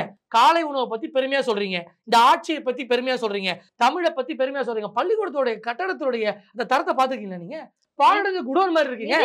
ஏங்க நிதி, ஏங்க ஸ்டேட் கவர்மெண்ட்ல கட்டக்கூடிய ஸ்கூலுக்கு மாண்புமிகு பள்ளிக்கல்வித்துறை அமைச்சர் அதற்கான நிதியை ஒதுக்குறாங்க, வருடாந்தோறும் ஒதுக்குறாங்க. நிதின்னு சும்மா நிதியை காரணம் காட்டாதீங்க. நான் கேட்பது, ஸ்டேட் கவர்மெண்ட் நிதி எங்ககிட்ட கேக்குறீங்கன்னா கவர்மெண்ட் நிதி நடத்துறீங்க. சார் இல்ல சார், நீங்க வந்து தரம் குறைந்திருக்குன்னு சொல்றீங்க, அது வந்து சரியானது இல்ல. தரம் நிச்சயம் குறைஞ்சிருக்கு. எப்படி சார் சொல்லலாம்? தரம் வந்து அரசு பள்ளிகளுடைய தரம் குறையவில்லை. அம்மா ஒரு வினாடி இருங்க. நீங்க பல்வேறு ஆய்வுகள் தரவரிசை சொல்றாங்க, அதை செக் பண்ணுங்க. தமிழ் எழுத படிக்க எத்தனை பேருக்கு தெரியல? 1ஆம் கிளாஸ் ஒரு 5ஆம் கிளாஸ் பையனுக்கு 1ஆம் கிளாஸ் அளவு தான் எக்யூப்டா இருக்கான். அந்த 1ஆம் கிளாஸ் பையனுக்கு நாலேஜ் தான் இருக்கு. நம்ம ஒரு ஜாட மாடைக்கு ஒரு கேமராக்காக நம்ம நளினமா 1000 விஷயம் பேசலாம். ஐயோ ஸ்டூடெண்ட்ஸ் நல்லா படிக்கிறாங்க, நல்லா எக்யூப்டா இருக்காங்க, தரமான ஆசிரியர்கள் இருக்காங்க. இல்ல சார், இத நான் ஏற்றுக்கொள்ள மாட்டேன். இல்ல மேடம் ஒரு வினாடி இருங்க மேடம். நாங்க 19 மாநிலத்தில் ஆளுங்கட்சியா இருக்கோம். நாங்க ஒரு ஸ்டேட் நடக்கக்கூடிய ஆளுங்கட்சி அப்படி 19 விமர்சிக்கக்கூடிய ஆட்கள் நாங்கள் இல்லை. நான் உங்களுக்கு கள ஆய்வை சொல்றேன், களத்துல பார்த்த விஷயங்களை சொல்றேன். காலை உணவு போட்டாங்க, மத்தியான சொத்துக்கே நாங்க பிச்சை எடுத்த நிலைமையில காலைல சாப்பாடு போட்டாங்க. நான் என்ன கேட்கிறேன், மக்கள் சார் இப்போ நீங்க சொல்றது வந்து செகண்ட் என் கருத்தை நீங்க உள்வாங்கணும். சரி சார், முன்னாடி நான் ஒரு ஃப்ளோ பேச விடுங்க. ஒரு காலை உணவு பத்தி பெருமையா சொல்றாங்க, மதிய உணவு பத்தி பெருமையா சொல்றாங்க. அரசுடைய பள்ளியினுடைய தரம் குறைஞ்சிருக்கு, ஆசிரியர்கள் வேலை இல்லாம ரோட்ல நிக்கிறாங்க. முனைவர் அக்காவிற்கும் ஒரு தெரியப்பட்ட விஷயம், ஆசிரியர்கள் ரெக்ரூட் பண்ண வேண்டியது யாரோட வேலை? ஸ்டேட் கவர்மெண்ட் பண்ண வேண்டிய வேலைகளை நிதி கொடுங்க. அக்கா சர்வசாதாரணமா திமுகவுடைய டிபேட் ஷோலாம் பார்த்துட்டு வந்துருக்காங்கன்னு தெரியல. எதை சொன்னாலும் நிதி கொடு, நீ டெல்லி சிலபஸ். நான் கேட்பது ஒன்றுதான், ஹிந்தி எதிர்க்கக்கூடிய வீட்டில் இருக்கக்கூடிய நான் ஒரு விஷயத்தை எதிர்க்கிறேன்னா அதை நான் முதல்ல செய்யக்கூடாது. நல்லா புரிஞ்சுக்கோங்க. நான் குடிக்கக்கூடாது, நீங்க குடிக்கூடாது அப்படின்னு சொன்னா அதுக்கு நான் முதல்ல குடிகாரனா இருக்கக்கூடாது. நான் மொடா குடி குடிச்சிட்டு உங்களை வந்து குடிக்கூடாதுன்னு சொன்னா என்ன நினைப்பீங்க நீங்க? சொல்லுங்க. என்ன மேடம் இது ஒரு தர்க்கம்? அவங்க ஸ்கூல்ல ஹிந்தி படிக்கிறாங்க. ஐயோ அறத பழசு. என்னங்க இது? உங்க வீட்டு பிள்ளை ஹிந்தி படிக்குது, என் வீட்டு பிள்ளை ஹிந்தி படிக்கணும், அதை நான் படிக்க வைப்பேன். 2 மொழியிலே சாதிச்சிட்டோம், நாங்க இன்னும் சாதிக்கணும்னு ஆசைப்படுறோங்க. அந்த இடத்துல நின்றதா? சாதிச்சிட்டாங்கன்னு 10 பேர் காட்டுறீங்க, சாதிக்காதவங்க எத்தனை பேர் இந்த மொழியால இந்த ஆட்சியாளர்களால சாதிச்சாங்கன்னு சொல்லுங்க மேடம். ஒரு வினாடி இருங்க. இந்த ஆட்சியாளர்களால சரி நான் என்ன கேக்குறேன் இருங்க, அவங்க சொல்லி இருமொழி கொள்கையால எத்தனை பேர் சாதிக்காம இருக்காங்க? நான் காமிப்பா, என்னையும் எடுத்துக்கோங்க. இருமொழி கொள்கையால தான் மற்ற இடத்துக்கு போக முடியாம இருக்கு. அக்கா வந்து சாதித்த 10 பேரை பட்டியலிடுவது எளிது, 100 பேரை பட்டியலிடுவது எளிது. நான் கேட்பது அம்மா ஒரு விஷயம் இருங்கம்மா, அம்மா ஒரு வினாடி இருங்கம்மா, எல்லாம் ரைட்டுமா. நான் கேட்பது தமிழ் படிப்பவனுக்கும் ஆங்கிலம் படிப்பவனுக்கும் ஈக்குவலா சொசைட்டி ரெஸ்பெக்ட் நினைக்கிறீங்க நீங்க? ஒரு 3வது மொழி படிப்பதனால உங்களுக்கு என்ன பிரச்சனை? என்னங்க கொள்கை உங்களுக்கு? கொள்கை ஏங்க நான் கேட்பது இவ்வளவு பேசுறீங்களே, ஸ்டேட் லிஸ்ட்ன்றீங்க, சென்ட்ரல் லிஸ்ட்ன்றீங்க, அப்படியே வந்து இந்த மத்திய அரசு வந்து எதையுமே மாத்தல, ஹிந்தியை திணிக்குதுன்னு பேசுறீங்களே. கூட்டணி ஆட்சியில 13 ஆண்டு காலம் உட்கார்ந்து குளிச்சது யாரு? மஞ்சள் குளிச்சது யாருங்க? நாங்களாம் ஒழுங்கு இல்லைங்க, இவங்க பேச்சுப்படியே வருவோம். பாரதிய ஜனதா கட்சி இந்தியை திணிக்கிறது, தமிழக மக்களை பாதிப்புக்கு உள்ளாக்குறோம். அக்காவோட வேதனை நானும் பதிவு பண்றேன். நான் கேட்பது 13 ஆண்டு காலம் கூட்டணி இருந்த போது நீங்க என்ன பண்ணீங்க? அப்ப பண்ண வேண்டியது இந்த புரட்சியெல்லாம். அப்ப கப்பச்சிப்பன் வாயகையை மூடி இருந்துட்டு இன்று வந்து புரட்சி செய்வதில் என்ன இந்த பிரச்சனையே வரலையே. ஐயோ ராமா, இந்தியை திணித்தது யாரு? அக்கா வேற சொன்னாங்க காங்கிரஸ்னு. ஆனா ஸ்டாலின் சொன்னார்ல, என்ன எல்லாம் அப்பா அப்பான்றாங்க. அப்பா அப்படி இருக்கு. இப்போ இவங்க பேசுறதெல்லாம் கேட்கும் போது அந்த 2 மொழி கொள்கையை நாங்கள் இன்னும் எதிர்த்தது போலவும், தமிழும் இங்கிலீஷும் வேண்டாம், நீங்க வேற ஒன்று படிங்கன்னு திணிக்கிற, இது 2ம் வேண்டாம், தமிழ் மோசம், இதை படிங்கன்னு சொன்னதான் நீங்க சொல்றது தப்பு. இதையும் படிங்க சார். அவங்க வேண்டாமே சொல்லலையே சார், அவங்க அதுக்கப்புறம் ஐயோ மேடம் அக்காட கேளுங்க, திணிச்ச ஒரு இடம் கேளுங்க. திணிப்புனா என்ன மேடம்? நான் உங்களை ஃபோர்ஸ் பண்ணணும். ஐ want to force you something. தமிழக ஒரே விஷயம் கேளுங்க, தமிழ்நாட்டுல எதுல திணிக்கிறோம்? சும்மா சுத்தி பேசக்கூடாது. மாண்புமிகு மக்களுக்கு தெரியணும். மக்களை இன்னும் குழப்படி பண்ணி நம்ம மழையில நினைச்சிட்டு வந்தா கண்ணு மங்களா இருக்கும் பாருங்க. அதே சூழ்நிலை எங்களை வைக்க ட்ரை பண்ணாதீங்க. அந்த நரேட்டிவ்ல செட் ஆகாது. உதயநிதி ஸ்டாலின் பையனுக்கு ஹிந்தி தெரியுமா தெரியாதா? பதில் சொல்லுங்க. அவங்க பிள்ளைக்கு தெரிஞ்ச நாங்க என்ன பண்றது? அரசாங்க பிள்ளை படிக்கணுங்க, நாங்க அதை முன்னெடுக்கிறோம். ஒருத்தர் தப்பு பண்ணா தப்பு நாங்க கண்டினியூ பண்ணதா இருக்குங்களா? நீ சொல்லுங்க. திமுக ஒரு தவறு செஞ்சிருச்சு, அதிமுக அக்கா நீங்க தமிழ் படிச்சு ஃபுல்ஃபில் ஆயிட்டீங்க, நீங்க தமிழ் படிச்சு முன்னேற ஆயிட்டீங்க. உங்களுடைய விருப்பம் அடுத்தவங்களுடைய விருப்பம் அல்ல. இப்போ நான் இருங்க, அக்கா ஒரு தர்க்கம் பண்றாங்க, நான் வந்து தமிழ் படிச்சு சாதிச்சிட்டேன், தமிழ் இங்கிலீஷ் படிச்சு சாதிச்சவங்க எவ்வளவு பேர் இருக்காங்க, நான் அந்த பட்டியலை சொல்றேன். நான் கேட்கிறேன், 3 மொழி படிக்க விரும்பக்கூடியவர்கள் லட்சக்கணக்கான பேர் இருக்கான். இந்தி பிரச்சார சபா அக்கா ஒரு வார்த்தை சொன்னாங்க, அதை வச்சு நான் சொல்றேன். எத்தனை பேர் என்ரோல் பண்ணி வருஷம் இந்தி எக்ஸாம் எத்தனை பேர் இருக்காங்க காட்டவா? நாங்க திணிக்கிறோமா? நாங்க திணிக்கிறோமா? எங்க இப்போ என்னால பணங்கள் இது பாருங்க, அற்பத்தனமான ஒரு பேச்சு இது. இதான் திமுக காரன் பேச்சு. நான் கேட்பது, எனக்கு ஃபீஸ் கட்டக்கூடிய கெப்பாசிட்டி இருக்கு, நான் ஹிந்தி பிரச்சார சபா போவேன். என்னிலும் ஒரு பையன் ஒருத்தர் இருக்கான், அவனால ஃபீஸ் கட்ட முடியலங்க, என்ன பண்றது? அக்கா கட்டுவாங்க ஃபீஸ். 1 லட்சம் பேர் ஃபீஸ் கட்டுவாங்க. ஒரு விஷயம் சொல்றேன், இன்னைக்கு வந்து அரசு பள்ளிக்கூடத்துல பிரெஞ்சு மொழியை வந்து பாடத்துக்கு அப்பாற்பட்டு தனியாவே சொல்லி கொடுக்கறாங்க. அதுக்கு எந்த கட்டணமும் வசூல் கிடையாது. எந்த பள்ளிக்கூடத்துல நேரத்துல வந்து எந்த பள்ளிக்கூடத்துல எந்த மாலை யாருக்கு எடுங்க டேட்டா கொடுங்க மேடம். மேடம் டேட்டா எடுங்க மேடம், என்ன கூகுள் பார்க்க சொல்லாதீங்க மேடம். மேடம் டேட்டா ரொம்ப முக்கியம். பிரெஞ்சு நடத்துறாங்களா மேடம்? நான் மேடம் ஒரு கட்சியில ஒரு களத்துல இருக்கக்கூடிய ஒரு பிரதிநிதியா பேசுறேன், நல்லா புரிஞ்சுக்கோங்க மேடம். ஒரு வினாடி இருங்க. அரசு பள்ளியில பிரெஞ்சு நடத்துவது மேடம், ஒரு நிமிஷம் இருங்க. அம்மா நீங்க சொல்லக்கூடியது, அம்மா சொல்லக்கூடியது ஃபால்ஸ் நியூஸ். எந்த அரசு இல்ல ஏங்க, எந்த அரசுல எடுத்து பாருங்க, எதுல பிபிசில காட்டுங்க, காட்டு சொல்லுங்க மேடம். மேடம் மேடம் மக்களுக்கு இருங்க, ராஜஸ்தான், கேரளா, கர்நாடகா இருமொழி கொள்கை யார் பண்றது? தமிழ்நாடு பண்றீங்க. தமிழக பத்தி பேசுங்க. ஒரே நிமிஷம். கேரளாவை ஒட்டி இருக்கக்கூடிய தமிழ்நாட்டினுடைய எல்லையில அங்க வந்து மலையாளமும் சொல்லி கொடுக்கப்படும். அக்கா ஜம்ப் பண்ண கூடாது. அக்கா மேடம் மேடம் நீங்க பாருங்க, நெறியாளரா கரெக்ட்டா இது பண்ணுங்க. கேட்கக்கூடியது ஒரே கேள்வி. அக்கா அதே ஜப்பானோட மாதிரி கேள்வி. தான் ஈவினிங் பிரெஞ்சும் கிளாஸ்ல வந்து சொல்லி ஈவினிங் டைம்ல அதே மாதிரி தான் பிரெஞ்சும் சொல்லி சொல்லுங்க. தரப்படுகிறது. ஈவினிங் ஏன்னா நேரங்கள்ல நம்ம வந்து பள்ளிக்கூடத்துல பிரெஞ்சு எடுக்கிறாங்க. ஒரு டேட்டா கார்டு சொல்லுங்க. இந்த விவாதத்தை இருக்கு இருக்கு எடுக்க சொல்லுங்க. இப்போ அப்படி கிடையாது மேடம். மேடம் களத்துல பல அரசாங்க குழந்தைகளுக்கு நாங்களும் தனிப்பட்ட முறையில் உதவி செய்து கொண்டிருக்கோம். இது இந்த மீடியா சொல்ல வேண்டிய அவசியம் இல்லை. இருந்தாலும் ஏன் பதிவு பண்றோம்னா, அங்க என்ன நடக்குது, என்ன அவலங்கள் இருக்கிறது என்பது மொத்தம் நாங்க களத்துல நின்று மக்கள் வழிபுரிந்த ஒரு இயக்கமாக இன்னைக்கு தமிழ்நாட்டில் செயல்படுறோம். நீங்க மத்திய அரசு மேல குறை சொல்றீங்க. அது மெட்ரோ ப்ராஜெக்ட் ஆரம்பிச்சு, ரோட்வேஸ் ஆரம்பிச்சு, பள்ளிக்கல்வித்துறை ஆரம்பிச்சு, சுகாதாரம் ஆரம்பிச்சு, இன்னைக்கு எதை கேட்டாலும் மத்திய அரசை குறை சொல்லக்கூடிய நீங்கள் எதுக்கு ஆட்சி நடத்துறீங்க? எதுக்குங்க உங்க கட்சி? நான் உங்களை கேள்வி கேட்கிற நேரத்துல மேடம் நான் கம்ப்ளீட் பண்ணிடுறேன் மேடம். நான் உங்களை கேள்வி கேட்கிற நேரத்துல நீங்க வேற ஒருத்தனை கை காமிச்சா இது ரெண்டு அர்த்தம் இருக்கு. அப்ப ஆட்சியோட ரிசைன் பண்ணிட்டு போங்க, நாங்க பாத்துக்கிறோங்க. அன்னைக்கு நாங்க பதில் சொல்லுவோம். ஐயோ பள்ளிக்கல்வித்துறைக்கு நிதி இல்ல, ஐயோ சுகாதாரத்துக்கு நிதி இல்ல. மாநில அரசு இருக்கக்கூடிய நிதி என்ன செய்யுது? அதுக்கு பதில் இருக்காங்க. நீ எவ்வளவு பாலியல் குற்றங்கள் நடக்குது தெரியுதாங்க? நாங்க இருமொழி கொள்கை எதை பேச வேண்டிய நேரத்தில் எதை பேசிட்டு இருக்கோம்? நம்ம நாடு எங்கெங்க போயிட்டு இருக்கு? 8ஆம் கிளாஸ் பிள்ளையே 3 ஆசிரியர்கள் சேர்ந்து பாலியல் துன்புறுத்தலுக்கு ஆளாக்குறாங்க. அந்த குழந்தை கர்ப்பமாயிருச்சு. உடனே சொல்றாரு முதலமைச்சர், அங்கொன்றும் இங்கொன்றும் நடப்பதை நம்ம ஆட்சி மேலேயே குறை சொல்றாங்க. ரொம்ப கஷ்டமா இருக்கு. அங்கொன்றும் இங்கொன்றும் தான் நடக்கும். அதை தடுக்க வேண்டியது யார் கையில இருக்கு? அரசாங்க கையில இருக்கு. இதுவே ஒருத்தன் பாரதிய ஜனதா கட்சிக்கார செஞ்சா என்ன பண்ணுவீங்க நீங்க? அக்கா தமிழ் படிச்சு சாட்டிஸ்ஃபை ஆயிட்டாங்க, அக்கா தமிழ்ல முனைவர் ஆயிட்டாங்க, நான் வரவேற்கிறேன். அதே சமயத்துல வேறு ஒரு மொழி வேண்டாம், நாங்கள் இருமொழியிலே சாதிச்சுட்டோம்னு அக்கா கிளைம் பண்ண முடியாது. நல்லா புரிஞ்சுக்கோங்க. பாரதி என்ன சொல்லியிருக்காரு? யாம் அறிந்த மொழிகளிலே தமிழ் மொழி போன் எங்கும் காணோம்னு சொல்லியிருக்காரு. அவர் என்ன சொல்ல வர்றாரு? நான் நிறைய கத்துக்கிட்டேன், அதுல பெஸ்ட் தமிழ்ன்றார். நீங்க இந்த ரெண்டை தாண்டி போக மாட்டேன்னா அது உங்க கொள்கையா இருக்கட்டும். சொல்லக்கூடிய அண்ணன் ஸ்டாலின் வீட்லயும், சொல்லக்கூடிய அண்ணன் உதயநிதி ஸ்டாலின் வீட்லயோ, சொல்லக்கூடிய அண்ணன் விஜய் வீட்லயோ ஹிந்தியும் பிரெஞ்சும் மலையாளமும் சான்ஸ்கிரிட்டும் பட்டாம்பூச்சி விட்டு பறக்குது. அப்போ உங்க வீட்டுல எல்லாம் நிப்பாட்டுங்க, உங்க பிள்ளையெல்லாம் இருமொழின்னு சொல்லுங்க. இப்ப கல்வித்துறை அமைச்சருடைய மகனே பிரெஞ்சு. அப்ப என் பிள்ளை சொல்லுங்க. நீங்க நல்லா யோசிச்சு பாருங்க. இப்போ நம்ம திணிக்கிறத மட்டும் தான் வேண்டாம்னு சொல்றோமே தவிர மத்தவங்க போய் கத்துக்கிறத நான் இன்டர் பண்ணலங்க. நீங்க நிமிஷம் நீங்களே பேசுங்க. சொல்லுங்க. திணித்தது எந்த இடத்துல? அக்கா விவரிக்கணும். எந்த இடத்துல மத்திய அரசு கொள்கை எங்களுக்கு வேண்டாம்னு சொல்றோம். நீங்க மும்மொழி கொள்கையை கொண்டு வரீங்க. எங்களுக்கு 2 மொழி போதும். இல்ல அக்கா அக்கா அக்கா உங்க வாதம் அக்கா அக்கா அக்கா அக்கா இல்ல ஒரு வினாடி இல்ல தடுத்து அவள நிமிஷம் இல்ல ஒரே வினாடி இல்ல ஒரே வினாடி அக்காவுடைய கருத்துக்களை இல்ல அக்கா ஒரு முனைவர் அக்கா ஒரு முனைவர் அக்கா ஒரு முனைவர் அக்கா ஒரு முனைவர் அக்கா ஒரு முனைவர் அவங்க கருத்தை நான் வலியுறுத்துறேன், நான் வரவேற்கிறேன். ஆனால் எங்களுக்கு 2 மொழி போதும் அவங்க சொல்லக்கூடாது. அது அவங்க சொல்லிட்டுங்க. எங்களை போன்ற எங்கனே திணிக்கிறோம். நீங்க திணிக்கவே திணிக்காதீங்க. யாருங்க திணிக்கிறா? நீங்க திணித்த இடம் இருங்க ஒரு நிமிஷம் திணித்தோம் சொல்லுங்க. முதல்ல இத கேளுங்க. 3 மொழியை ஏத்துக்கிட்டாதான் நாங்க வந்து நிதியே கொடுப்போம் அப்படின்னா இது திணித்தல் இல்லையா? என்ன சொன்னோம்? எடுங்க மேடம், டேட்டா சொல்லுங்க மேடம். கூகுள்ல பாரு, யூடியூப்ல பாரு, டேட்டா எடுங்க மேடம். எந்த இடத்துல மேடம் எந்த இடத்துல ஒரு நிமிஷம் இருங்க.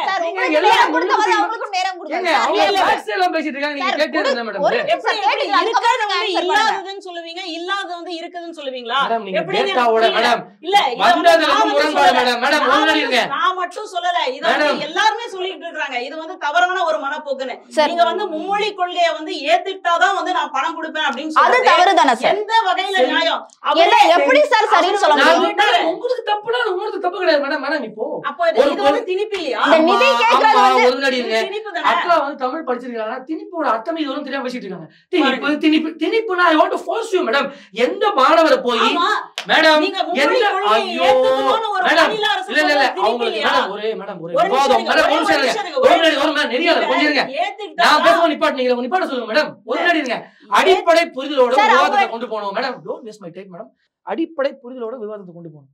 இருமொழி கொள்கை தேவை அக்காவோட பேச்சு. எங்களுக்கு இருமொழி தாண்டிய கொள்கை எனக்கு தேவைன்னு சொல்றோம். அக்கா வச்ச வாதம் திணிப்பு. திணிப்பு எங்கன்னு சொல்லணும். சும்மா திணிச்சிட்டீங்க எனக்கு வேண்டாம் எனக்கு வேண்டாம் அது பேச்சு இல்ல. ஒரு நிமிஷம் சொல்லுங்க. மொழியை ஏத்துக்கிட்டாதான் நாங்க வந்து நிதி கொடுப்போம் மேடம். அதுக்கு நான் மேடம் அதுக்கு தெளிவான விளக்கம் கொடுத்தேன். அது திணிப்பு இல்லையா? அது திணிப்பா இல்லையா? மொழியை ஏத்துக்கிட்டாதான் வந்து நான் நிதி கொடுப்பேன் அப்படின்ற திணிப்பு. எங்க ஐயோ மேடம் ஒரு வினாடி மேடம். அங்க ஒன்றியத்துல இருக்கக்கூடிய கல்வி அமைச்சரே அதத்தான் சொல்லிட்டாரு. கடைசியில அவர் முதல்ல இந்தின்னு சொல்லி அதுக்கப்புறம் வேற ஒரு மொழியை வந்து நீங்க எடுத்துக்கலாம் சொல்லி ஆமா நீங்க திணிக்க வேண்டாம்னு தான் சொல்றோம். நான் சொல்றேன் கோச்சுக்காதீங்க. இல்ல 10 மொழியோ ஒரு வினாடி. ஆமா நான் ஒரு வினாடி சொல்றேன் கோச்சுக்காதீங்க. நீங்க இதுவரை இருக்கிறதே அம்மா ஒரு வினாடி வந்து இருங்கம்மா, இல்லைன்னு சொன்னா என்ன அம்மா பண்றது? ஒரு வினாடி இருங்கம்மா. சொல்லுங்க. இதுவரை எந்த மொழியும் பாரதிய ஜனதா கட்சி திணிக்கக்கூடிய எண்ணம் எங்களுக்கு கிடையாது. அப்ப ராஜஸ்தான்ல உருது இவங்க எங்க ஒழிச்சிட்டு கொஞ்சம் ஏன் இருக்க வந்து சொல்லுங்க, என்னங்க இது? சமஸ்கிருதத்துக்கு அம்மா வந்தாங்க? நான் சொல்றத அதுக்கு கேளுங்கம்மா. ஏன் வந்தீங்க? அம்மா சமஸ்கிருதத்துக்கு ஏன் அம்மா வந்தீங்க? ஒரே வினாடிமா. ஒவ்வொரு நீங்க என்ன பேசினாலும்மா நியாயத்தை நீங்க என்ன பேசி நீங்க மூடி மறைக்கவே முடியாது. இன்னைக்கு நாங்க எல்லாம் விழிப்புணர்வு ஆயிட்டோமா. இன்னைக்கு நீங்க என்ன எல்லாருக்குமே மாவு தெரியும். ஐயோ Google எல்லாமே உதயநிதி வந்தாச்சு. அண்ணன் மேடையில மைக்க புடிச்சு மாவு ஓட்டுறாரு.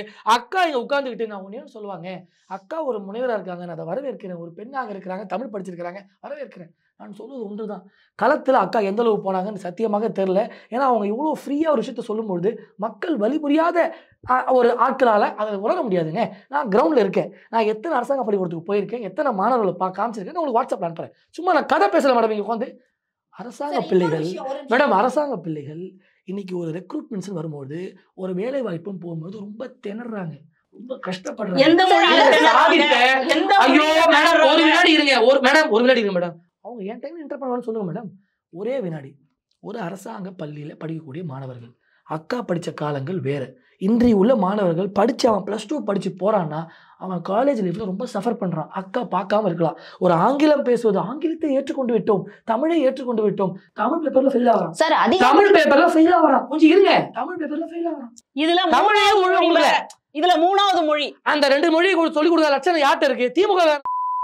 அதை விட்டுட்டு எங்களை வந்து நீங்க வந்து 3ஆம் படி கொண்டு வரீங்க, நாங்க என்ன பண்றது? அது மூணாவது. ஒரே கேள்வி மேடம், ஏற்கனவே அவன் burden ஒரே ல கேள்வி, இருக்கிறான். அவனுக்கு ஒரே வேற கேள்வி. மூணாவது மொழியை நீங்க கொண்டு ஒரே வருவீங்களா? கேள்வி மேடம். இதைத்தான் நாங்க கேக்குறோம். மாணவர்களுக்கு எந்த பேர்டனும் கிடையாது. எஜுகேஷனை பொறுத்தவரை பாருங்க, ஒவ்வொரு காலகட்டங்கள்ல ஒவ்வொரு விஷயத்தை கத்துக்க ஆசைப்படுவான், எக்ஸ்போஷர் ஆகணும்னு ஆசைப்படுவான். நீட்டுக்கு அப்படிதான் என்னென்னமோ நீட்டிட்டு வந்தாங்க. ஏழை மாணவர்கள் இன்னைக்கு மருத்துவக் கல்லூரிக்கு போறதெல்லாம் பார்க்கும்போது இவங்களால ஏற்றுக்க முடியல. இன்னைக்கு கட்டிங் போறதுக்காக காலேஜ் சேர்ந்து வச்சிருக்கக்கூடிய திமுக காரங்களை பார்க்கும்போது அதை எப்படி ஈடு கொண்டு வருவீங்கன்னு பக்கா பேசுவாங்க. அதுக்கும் நான் கேட்பது ஒன்றுதான், பேசக்கூடிய நான் ஒரு ரோல் மாடலாக முன்மாதிரியாக இருக்கணும். அப்படி இருக்கிற பட்சத்தை தான் வாயை திறந்து பேசணும். அதை தாண்டி பேசக்கூடிய தகுதியே கிடையாது. அக்கா இவ்வளோ வீட்டு பேசுகிறாங்களே, அவங்க பிள்ளையோட மீடியம் ஆஃப் இன்ஸ்ட்ரக்ஷன் கேளுங்க, எந்த ஸ்கூலுன்னு கேளுங்க, சொல்லுவாங்க.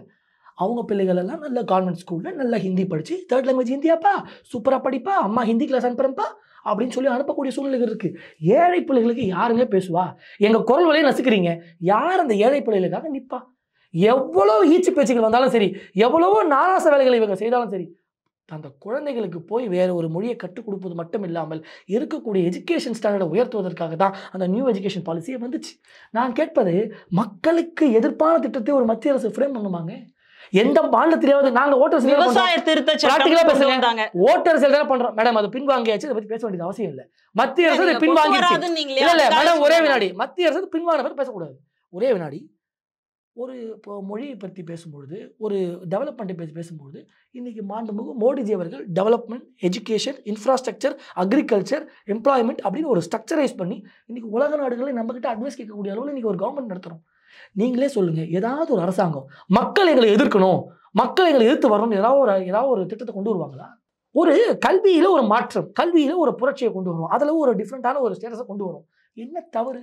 எப்பவுமேங்க நல்ல ஒரு விஷயத்தை பேசும்போது ஆரம்பத்தில் ஏகப்பட்ட விமர்சனங்கள் நம்ம கேட்க வேண்டிய சூழ்நிலை உருவாகும்.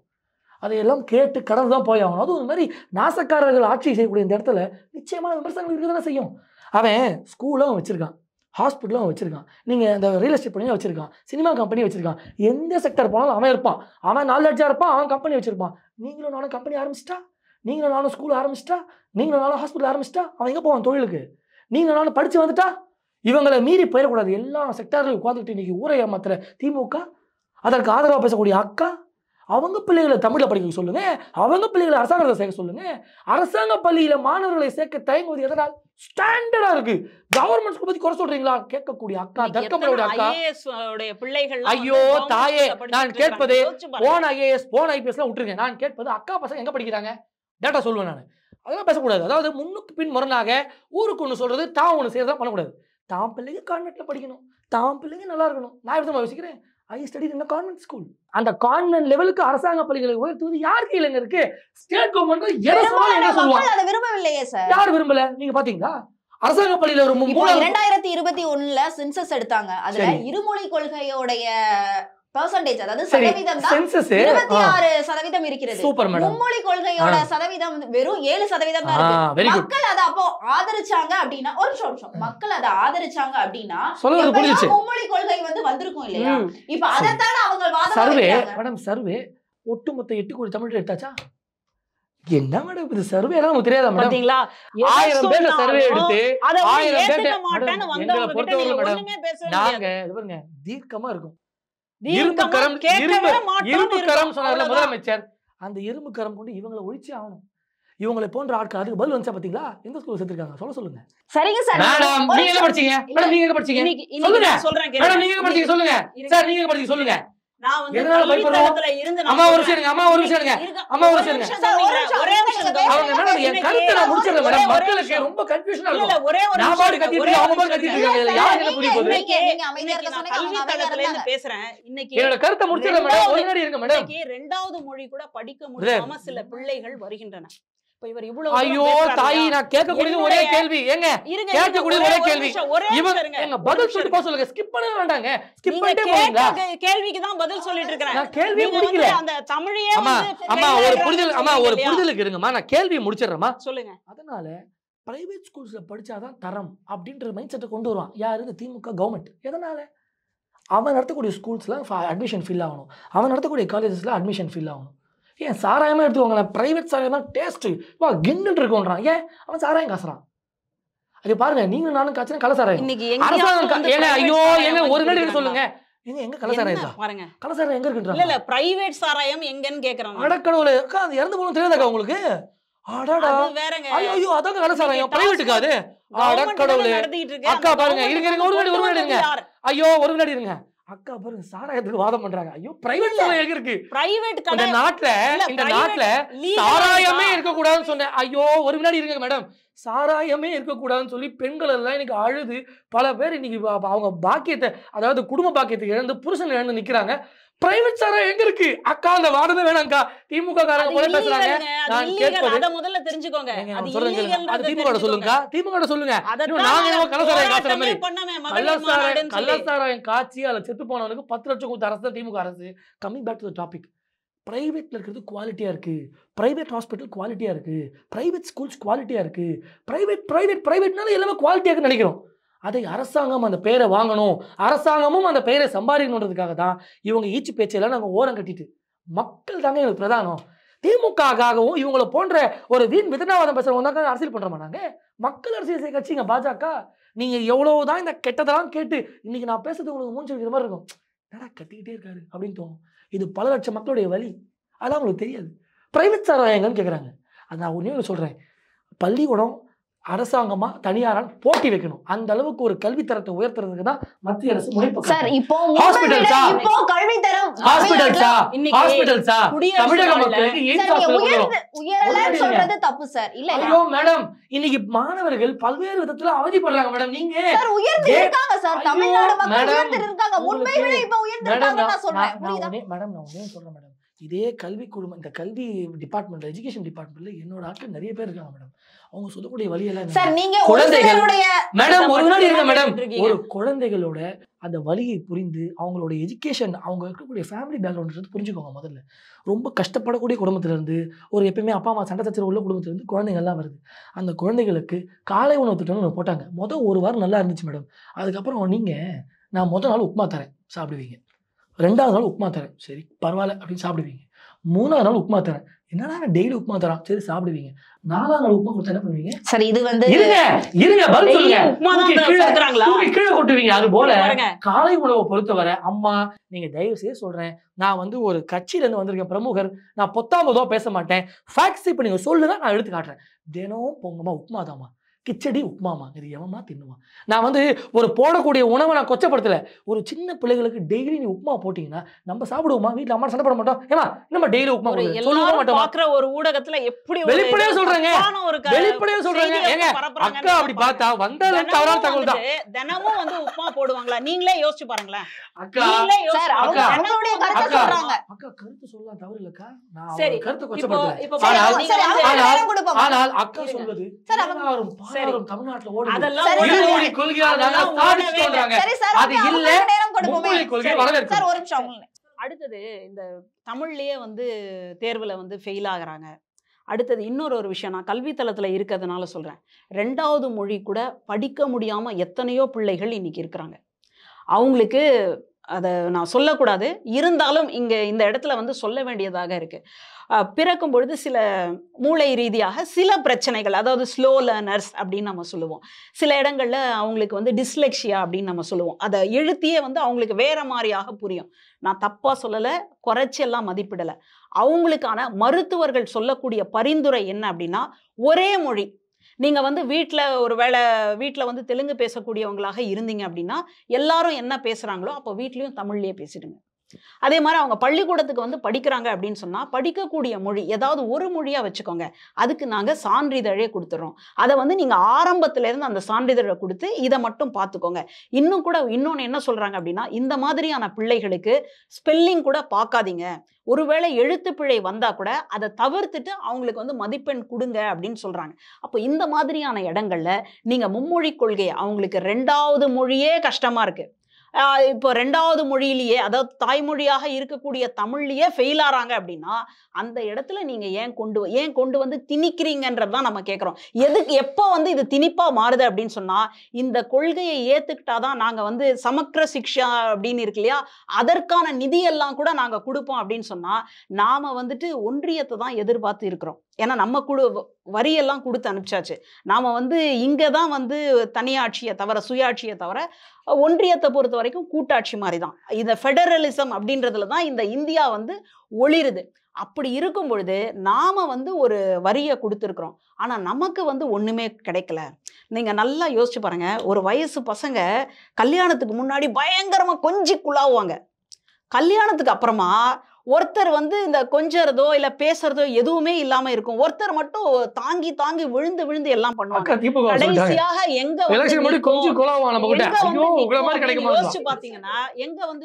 யோசிச்சு பாத்தீங்கன்னா அது வந்து ஒரு பெரிய பிரிவுல போய் நிற்கும். இப்போ நம்ம இங்க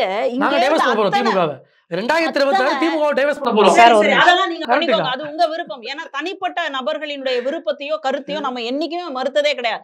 எல்லா விமர்சனங்களும் வருக அப்படின்னு சொல்லிதான் வரவேற்கக்கூடிய ஒரு திராவிட கொள்கை கொண்டவர்கள் தான் நாம். அதனால இந்த இடத்துல நம்ம வந்து கொடுக்க வேண்டிய வரிகளை எல்லாம் கொடுத்துட்டோம். ஆனா நமக்கு திருப்பி கிடைச்சது என்ன? நம்ம எவ்வளவு வந்து கொடுத்திருக்கிறோம். சமக்கிர சிக்ஷா அப்படின்ற அந்த இதுக்கே கூட நான் PM ஸ்ரீ பள்ளிகளுக்கு வந்து ஏத்துக்கிட்டாதான், அந்த மும்மொழி கொள்கையை ஏத்துக்கிட்டாதான் நாங்க பள்ளிக்கான அந்த கல்விக்கான வந்து இதையே அந்த நிதியே வந்து கொடுப்போம் அப்படின்னு நீங்க சொல்றது திணிப்பா அல்ல வேற ஏதாவது?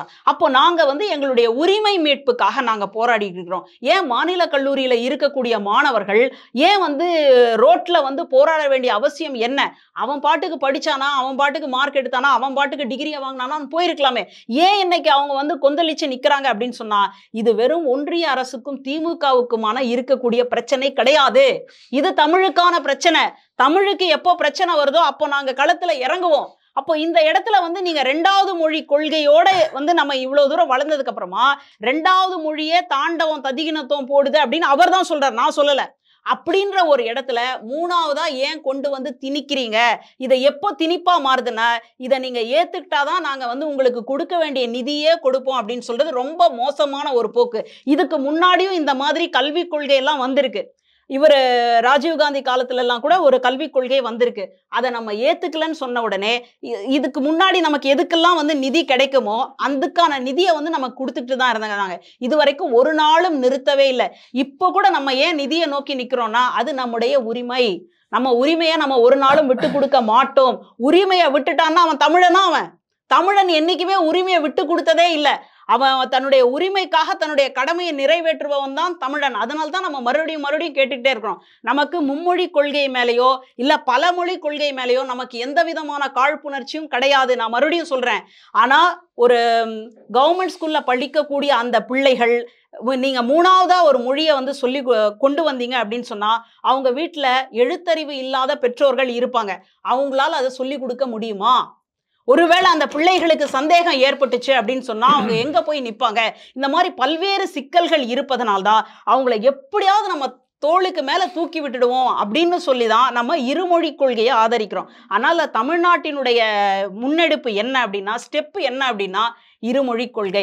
அதுக்கப்புறம் அவங்க எத்தனை மொழியை வேணாலும் படிச்சுக்கிட்டோம், யாரும் வேற மொழிகளை படிக்கிறத நம்ம நிறுத்துறதே இல்லை. இன்னைக்கு நீங்க கூகுளை திறந்தீங்க அப்படின்னா, யூடியூபை திறந்தீங்கன்னா, எனக்கு வந்து ஹிந்தி வேணும் அப்படின்னு சொன்னா அது சொல்லி கொடுக்க போகுது. 30 நாட்களில் தெலுங்கு பாஷை அப்படின்னு வருது.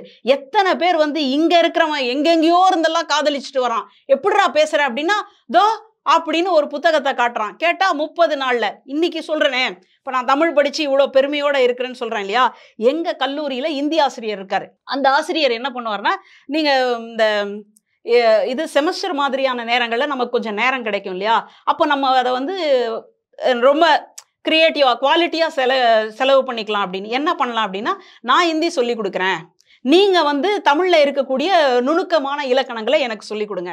அப்படி அடுத்தது வந்து பிரெஞ்சு ஆசிரியர்களும் இருக்கிறாங்க. அப்போ இந்த மாதிரி வந்து நம்ம கத்துக்கிறதுல நம்ம என்னைக்குமே வந்து தடை சொன்னது கிடையாது. நீங்க மறுபடியும் யோசிச்சுக்கோங்க.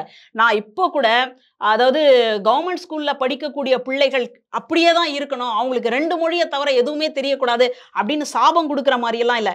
அவங்களுக்கு இப்போதைக்கு என்ன, இந்த நெருக்கடியான சூழல்ல என்ன அப்படின்றதான் நம்ம பார்த்துட்டு இருக்கிறோம்.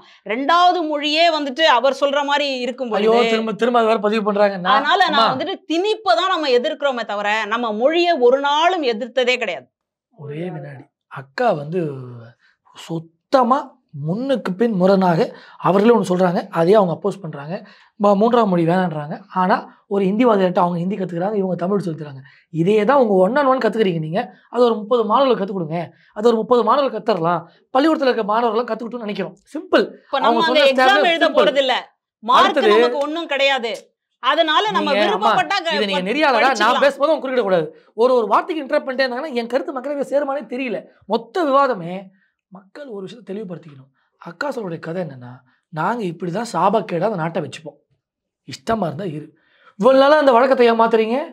இவ்வளோ நாள் குடிச்சதை ஏன் மாற்ற ட்ரை பண்ணுறீங்க? தன்மானத்தை இது இழந்தால் தமிழனாவேன் அப்படின்றாங்க. நாங்கள் தன்மானத்தை இழந்துட்டோங்க. இன்றைக்கி இந்த திமுக ஆட்சியில் தன்மானம் எழுப்பினால்தான் இவ்வளோ பேச்சு பேச வேண்டியதாக இருக்குது. மும்மொழி கொள்கையால் என்ன பிரச்சனைன்னு கேட்டால் அவங்க வீட்டில் கற்றுக் கொடுக்க ஆள் இல்லை. அந்த பசங்க என்ன பண்ணும்? ஆசிரியர்கள் நாங்கள் இருக்கோங்க, ஆசிரியர்கள் நாங்கள் இருக்கோம். ஆசிரியரை ரெக்ரூட் பண்ண வேண்டியது மாநில அரசினுடைய பொறுப்பு. ஆசிரியரை ரெக்ரூட் பண்ணி மாணவர்களுக்கு சொல்லிக் கொடுக்கறதை விட்டுட்டு எங்களுக்கு பாடம் எடுத்துட்டு இருக்கிறாங்க. யாருக்கு பாடம் எடுக்க சொல்லி நாங்கள் போராடுறோம், மாணவர்களுக்கு பாடம் எடுத்து எப்படியாவது அவங்களை காப்பாற்றுறதுன்னு போராடினா இவங்க எங்களுக்கு கிளாஸ் எடுக்கிறாங்க.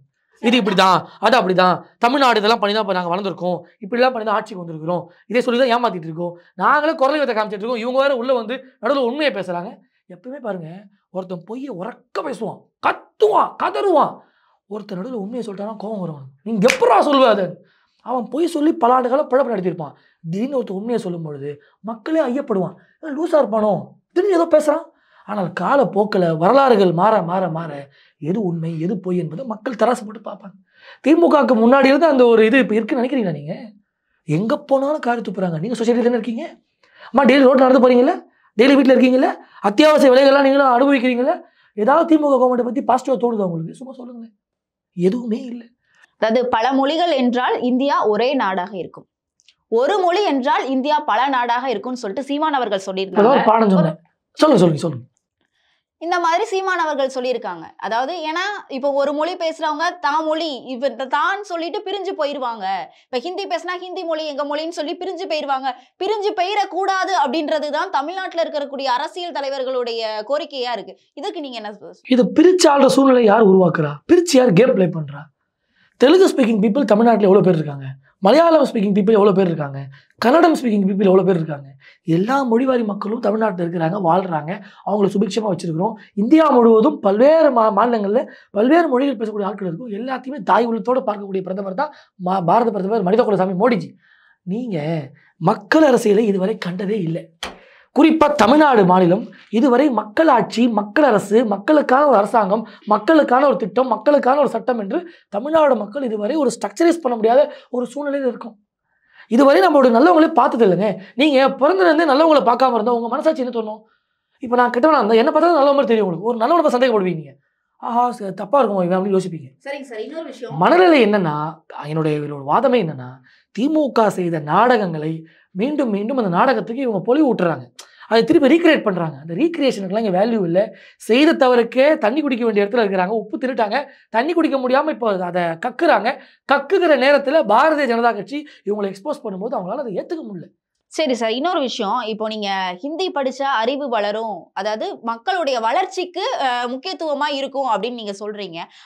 அப்படி பார்த்தா ஒரு நிமிஷம், ஹிந்தி படிச்சவங்க இல்ல ஒரே சின்ன ஒரு தப்பு, ஹிந்தி படிச்சா அறிவு வளரும். நான் எப்ப சொன்னேன்? இப்போ நீங்க சொன்னீங்கன்னு சொல்லல, இருக்கிறவங்க சொல்றாங்க சார்.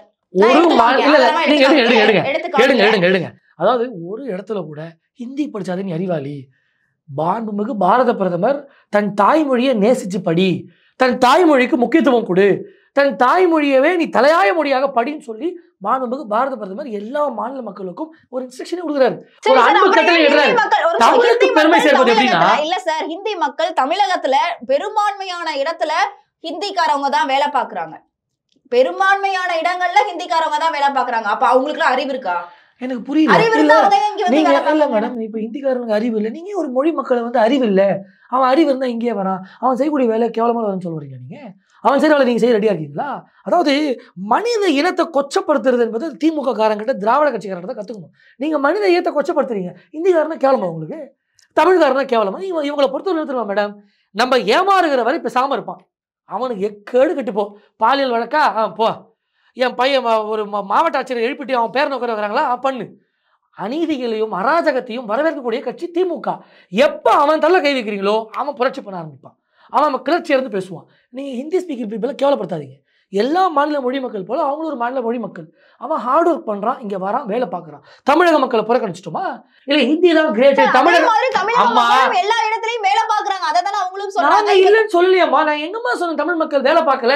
ஹிந்திக்காரனும் மற்ற மொழி பேசுறவங்க நீ ஷைன் பண்ணிருக்கான். முக்கியத்துவம்னு சொல்றீங்கல்ல, ஹிந்தி முக்கியம்ன்றீங்களா, அதற்காக சொல்றீங்க. நல்லா புரிஞ்சுக்கோங்க, கவர்மெண்டோட மேண்டேட் ஹிந்தி முக்கியம்ன்றதே எங்க ஸ்டேட்டஸ் இல்ல. எங்க பாயிண்ட் அது கிடையாது. நீங்க பாயிண்ட் டிவைட் பண்றீங்க. திமுகவுடைய ஹிந்தி முக்கியம்னு சொன்னாங்க. அம்மா அது காங்கிரஸ், நான் பாரதிய ஜனதா கட்சி. அம்மா நீங்க அடிப்படையில புரிஞ்சுக்கோங்க. ஜனதாலயே முதல்ல அப்படிதான் வந்தது. அம்மா அடிப்படையில புரிஞ்சுக்கோங்க. இன்றைய காலகட்டத்துல அப்ப திமுக அப்ப திமுக போன வருஷத்துக்கு என்ன பேச்சு பேசுறாங்க, இப்ப என்ன பேசுறாங்கன்னு சொன்னு வச்சுக்கோங்களேன், நாரிடும். அப்பெல்லாம் பேசவே முடியாதுமா. நான் சொல்லுவது ஒன்றுதான் அம்மா, நான் சொல்றது ஒன்றுதான். அக்கா வந்து வாதம் பண்ணணுன்றதுக்காக பேசக்கூடாது. அடிப்படை மக்கள் வழி புரிந்து ஒரு கனெக்டோட இருக்கணும். இந்த சேனலை பார்க்கும்போது, இந்த இன்டர்வியூ பார்க்கும்போது ஒரு கனெக்ட் தெரியணும். ஹிந்திக்கார ஸ்பீக்கிங் பீப்புளை கேவலப்படுத்துறது, மாற்று மொழிக்காரர்களை கேவலப்படுத்தி தமிழை பெருசு சொல்றது அர்த்தம் இல்ல. சார் எந்த மொழிக்காரரையும் கேவலப்படுத்தி நீங்க சொல்ல வந்தீங்கம்மா, நான் சொல்றது ஒரு விஷயம் கேட்டுக்கோங்க. சார் நான் சொல்றத நீங்க கேட்கவே இல்ல. அப்பத கேட்கல, அதனால சொல்லுங்க. இல்லம்மா, ஒரே வினாடி. ஹிந்தி ஸ்பீக்கிங் பீப்புள் தான் கிரேட், தமிழக மக்களை குப்பை அப்படின்லாம் நாங்கள் எங்கேயும் பதிவு பண்ணல. திமுக காரன் தான் அப்படி நடத்துவான். தமிழக மக்களை இழிவுபடுத்தி தமிழக மக்களை கேவலமாக நடத்துறது திமுக காரன். அவன்கிட்ட போய் கேளுங்க. நாங்கள் எல்லாருமே சமமாக, சமத்துவமாக, சகோதரராக நடத்தக்கூடிய கட்சி பாஜக. இன்னொன்று, ஒரு பிரைம் மினிஸ்டர் நீங்கள் சொல்கிறது போல் இந்திய நாட்டுக்கு ஒரு பிரதமர் அமெரிக்கா போகிறாரு, ஒரு இடத்துல போகிறாரு, யூஎன்ல போகிறாரு, மைக்கை பிடிச்சோன்னு பேசுறது என்ன? திருக்குறளை சொல்லி தான் ஒரு பேச்சை ஆரம்பிக்கிறார். அப்படி தமிழ் மீது ஒரு பற்று உள்ள ஒரு தலைவராக மாண்புமிகு மோடிஜி இருக்கிறார். தமிழனா நான் பிறக்கலையேன்னு வேதனைப்படுறேன்னு சொல்லி மாண்புமிகு பாரத பிரதமர் மனித குலசாமி சொன்ன பேட்டியை நீங்கள் பார்த்துருப்பீங்க. தமிழக மக்கள் மீது டோட்டலாக வி லவ் தமிழ் பீப்புள். தமிழக மக்களை நாங்கள் காதலிக்கிறோம். ஆனால் இவன் திமுக காரன் பண்ணுறது கள்ளக்காதல். நம்மளை லவ் பண்ணுறேன்னு சொல்லிட்டு வேற ஒருத்தவங்க லவ் பண்ணிட்டு இருக்கான். அது உங்களுக்கு தெரியல. காலப்போக்கில் அது புரிய வரும். கால சுழற்சி இவங்களை கழுத்தை பிடிச்சி வெளியே தள்ளும். சரிங்க சார், கடைசியா ஒரே ஒரு வரியில நீங்க உங்களுடைய வாதத்தை சொல்லுங்க. பாரதிய ஜனதா கட்சியோடைய நோக்கம் அடிப்படையில் மக்கள் சிந்தனை கொண்ட ஒரு நோக்கம். தற்போது இப்போ மும்மொழி கொள்கை சப்ஜெக்ட்ன்றதுனால மாணவ செல்வங்களுடைய விருப்பங்களுக்கு ஏற்றவாறு தான் ஒரு மேண்டேட்டை, ஒரு எஜுகேஷனல் பாலிசியை நம்ம ஃப்ரேம் பண்ண முடியும். நான் பாட்டு 19 ஒன்று ஃப்ரேம் பண்ணி யாருக்கும் உகந்ததாக இல்லாமல் ஒரு விஷயத்தை செய்ய போகிறது இல்லை. மத்திய அரசு பண்ணது மிக மிக ஆக்கப்பூர்வமான விஷயம். ஒரு கல்வியில் நடக்கக்கூடிய புரட்சி. அந்த புரட்சியை ஏற்க முடியாத சில தரிசுகள் எதையாவது பேசிகிட்டு இருக்கிறாங்க. இன்னைக்கு உள்ள காலகட்ட இளைஞர்கள்லாம் ரொம்ப தெளிவாக, ரொம்ப ஸ்மார்ட்டாக, ரொம்ப இன்டெலிஜென்ட்டாக, இன்டெலெக்சுவலாக யோசிக்க தொடங்கிட்டோம். அதனால இவங்க பொய் பிம்பங்கள் இனியும் எடுபடாது. இருமொழி கொள்கை என்கிற அந்த இருமாப்பு பேச்சு, அந்த நாடகம் எல்லாம் இனி எடுபடாது. இருமொழி கொள்கையை ஒழுங்காக சொல்லிக் கொடுங்க. அதே சமயத்தில் ஒரு அடிஷ்னல் லாங்குவேஜா அரசாங்க பள்ளி மாணவர்கள், ஏழை மாணவர்களுக்காகத்தான் இந்த திட்டமே தவிர உங்களை போன்ற மிட்டாமரசுக்காகவும் அக்கா வீட்டில் இருக்கக்கூடிய பிள்ளைகளுக்காகவும் திட்டம் கிடையாது. அக்காவுக்கு பிடிக்கலையா அரசாங்க பள்ளி சேர்க்க சொல்லுங்க, தமிழ் மட்டும்தான் படிக்க சொல்லுங்க. அக்கா பிள்ளைகள் இல்ல ஆமா இல்லம்மா முடிச்சிடறேன் கேளுங்க. அக்காவோட பிள்ளைங்க எப்படி இங்கிலீஷ் படிக்குதோ, அக்காவோட பிள்ளைங்க எப்படி ஹிந்தி படிக்குதோ, இந்த விதத்தில் பேசுவோம். அக்காவோட பிள்ளைகள் பல்மொழிகள் படித்து ஒரு தாய்க்கு பெருமை சேர்க்குதோ, அதே போன்று எங்கள் வீட்டில் இருக்கக்கூடிய ஏழை பிள்ளைகளும் படிக்கணும், அவங்களும் பெருமை சேர்க்கணும், நாடு வளர்ச்சிக்கு அவங்களும் ஒரு பெரிய துணையாக இருக்கணுன்றது பாஜகவோட கொள்கை. நாங்கள் செய்யக்கூடிய திட்டத்தை இவங்க திட்டம் போட்டு சதி திட்டம் தீட்டுறாங்க. அந்த சதி திட்டம் உடைக்கப்படும், நொறுக்கப்படும். மேம், உங்களுடைய வாதத்தை ஒரே வரியில முடிச்சிடும். ஆமா, இப்போ வந்துட்டு பாரத பிரதமர் இவ்வளோ பண்றாரு அவ்வளோ பண்றாருன்னு வடமொழிக்கான ஆராய்ச்சிக்கு எந்த அளவுக்கு நிதி ஒதுக்கி இருக்கிறார் அப்படின்றத சொல்லணும். அடுத்தது வந்து தமிழ் ஆராய்ச்சிக்கான நிதி எந்த அளவுக்கு ஒதுக்கப்பட்டிருக்கு அப்படின்றத நம்ம பார்க்கணும். எங்க போனாலும் திருக்குறளை பேசுறாரு, அப்படி பண்றாரு, தமிழை வந்து மேன்மைப்படுத்துறாரு. தமிழ் மேன்மையானது, அது நீங்க எங்க போனாலும் வந்து நீங்க சொன்னாலும் சொல்லாட்டியும் அதுதான் மேன்மையானது, அதுதான் உண்மை, அதுதான் சத்தியம். அப்படி இருக்கும் பொழுது தமிழுக்கான ஆராய்ச்சிக்கு வந்து நீங்க குறைந்த அளவுல, அதுக்கு வந்து 100 மடங்குல நீங்க கொடுத்துட்டு இதுக்கு 1% கூட கொடுக்கல அப்படின்னு சொன்னா அது ஒரு பக்கம். அடுத்தது வந்து நம்ம இந்த மொழிக் கொள்கையை பற்றி சொல்லும் பொழுது நம்ம மறுபடியும் அதைத்தான் சொல்கிறோம், திணிக்கத்தான் வேண்டாம் அப்படின்றதான் நம்ம மறுபடியும் சொல்கிறோம். இப்போ நான் ரொம்ப பெருமையோடு சொல்கிறேனே, என் பையனுக்கு வந்து ஆங்கிலம் தெரியும், தமிழ் தெரியும், ஹிந்தி எல்லாம் தெரியாது. நம்ம ஏற்கனவே கவிதை எழுதினவங்க, ஹிந்தி தெரியாது போடா அப்படின்னு சொல்லக்கூடிய அளவில் நம்ம வந்து கவிதை எழுதினவங்க. அதனால் மறுபடியும் வந்துட்டு நாங்கள் காசியில் வந்து தமிழ் சங்கத்தை நடத்திட்டோம், அதை பண்ணிட்டோம், இதை பண்ணிட்டோம் அப்படின்னு இந்த மாதிரி ஜால்சா வேலை, ஜல்லாப்பு வேலையெல்லாம் நமக்கு தேவையில்லை. உண்மை என்ன, தமிழ் ஆராய்ச்சிக்காக இந்த ஒன்றிய அரசு எந்த அளவுக்கு நிதி ஒதுக்கியிருக்கு அப்படின்றத நம்ம பார்க்கணும். கீழடியில் நம்ம எடுத்த ஆராய்ச்சிக்கு வந்து எந்த அளவுக்கு ஒத்துழைப்பு கிடைச்சது அப்படின்றத எல்லாத்தையும் பார்த்து தான் நம்ம வந்து அதற்கு முடிவுக்கு வர முடியும்.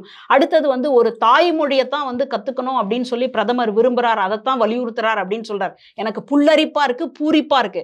அப்போ சமஸ்கிருதம் எந்த மக்கள் பேசக்கூடிய தாய்மொழி, அதை ஏன் ராஜஸ்தான்ல வந்து 3வது மொழியா வந்து ஏன் கொண்டு வந்திருக்கிறீங்க அப்படின்னு எனக்கு தெரியல. இன்னைக்கு கூட நம்ம தமிழ்நாட்டில் இருக்கக்கூடிய கேந்திரிய வித்யாலயா பள்ளிகள்ல 2வது மொழியா இந்தி இருக்கு அப்படின்னு சொன்னா 3வது மொழியா எது இருக்குன்னு கேட்டா தமிழ் இல்லை, அதற்கு பதிலாக சமஸ்கிருதம் தான் இருக்கிறது அப்படின்றத நம்ம கேள்விப்படுறோம். அப்போ தாய்மொழியாகவே இல்லாத ஒரு மொழிக்கு கொடுக்கக்கூடிய முக்கியத்துவத்தை தமிழ்நாட்டில் இருக்கக்கூடிய தமிழ் மொழிக்கு கொடுக்கலையே அப்படின்றது நம்முடைய வருத்தம். அதெல்லாம் ஒரு பக்கம் இருக்கட்டும். அதனால இந்த சூழல்ல நம்ம அதாவது பள்ளிக்கூடத்தில் வரக்கூடிய கவர்மெண்ட் பள்ளிக்கூடத்தில் வரக்கூடிய பிள்ளைகளினுடைய அந்த மேன்மையை, அவர்களுடைய வளர்ச்சியை கருத்தில் கொண்டு தான் நம்ம இதை பேசிக்கிட்டு இருக்கிறோம். இப்போ குடியரசு தின விழாவில் ஒரு பள்ளிக்கூடத்தினுடைய மாணவன் அங்கே வந்து உட்கார்ந்துருந்தான் கொடியேற்றும் பொழுது. என்ன காரணம்னு கேட்டால், அவனுக்கு அந்த மாதிரி அதை பார்க்கணும்னு சொல்லி விருப்பப்பட்டதுனால அவன் ஒரு சிறந்த கட்டுரை எழுதி அதன் வாயிலாக அவனும் அவனுடைய பெற்றோர்களும் வந்தாங்க அப்படின்றத நம்ம செய்தித்தாளில் படித்தோம். அதனால் ஒட்டு மொத்தமாக பொத்தாம்பொதுவாக பொது புத்தியில் இருக்கிற மாதிரி கவர்மெண்ட் ஸ்கூல் அப்படின்னு சொன்னாலே உதவாக்கற, அதில் வந்துட்டு எதுவுமே வரல அப்படின்றத இனிமேல் பேச முடியாது.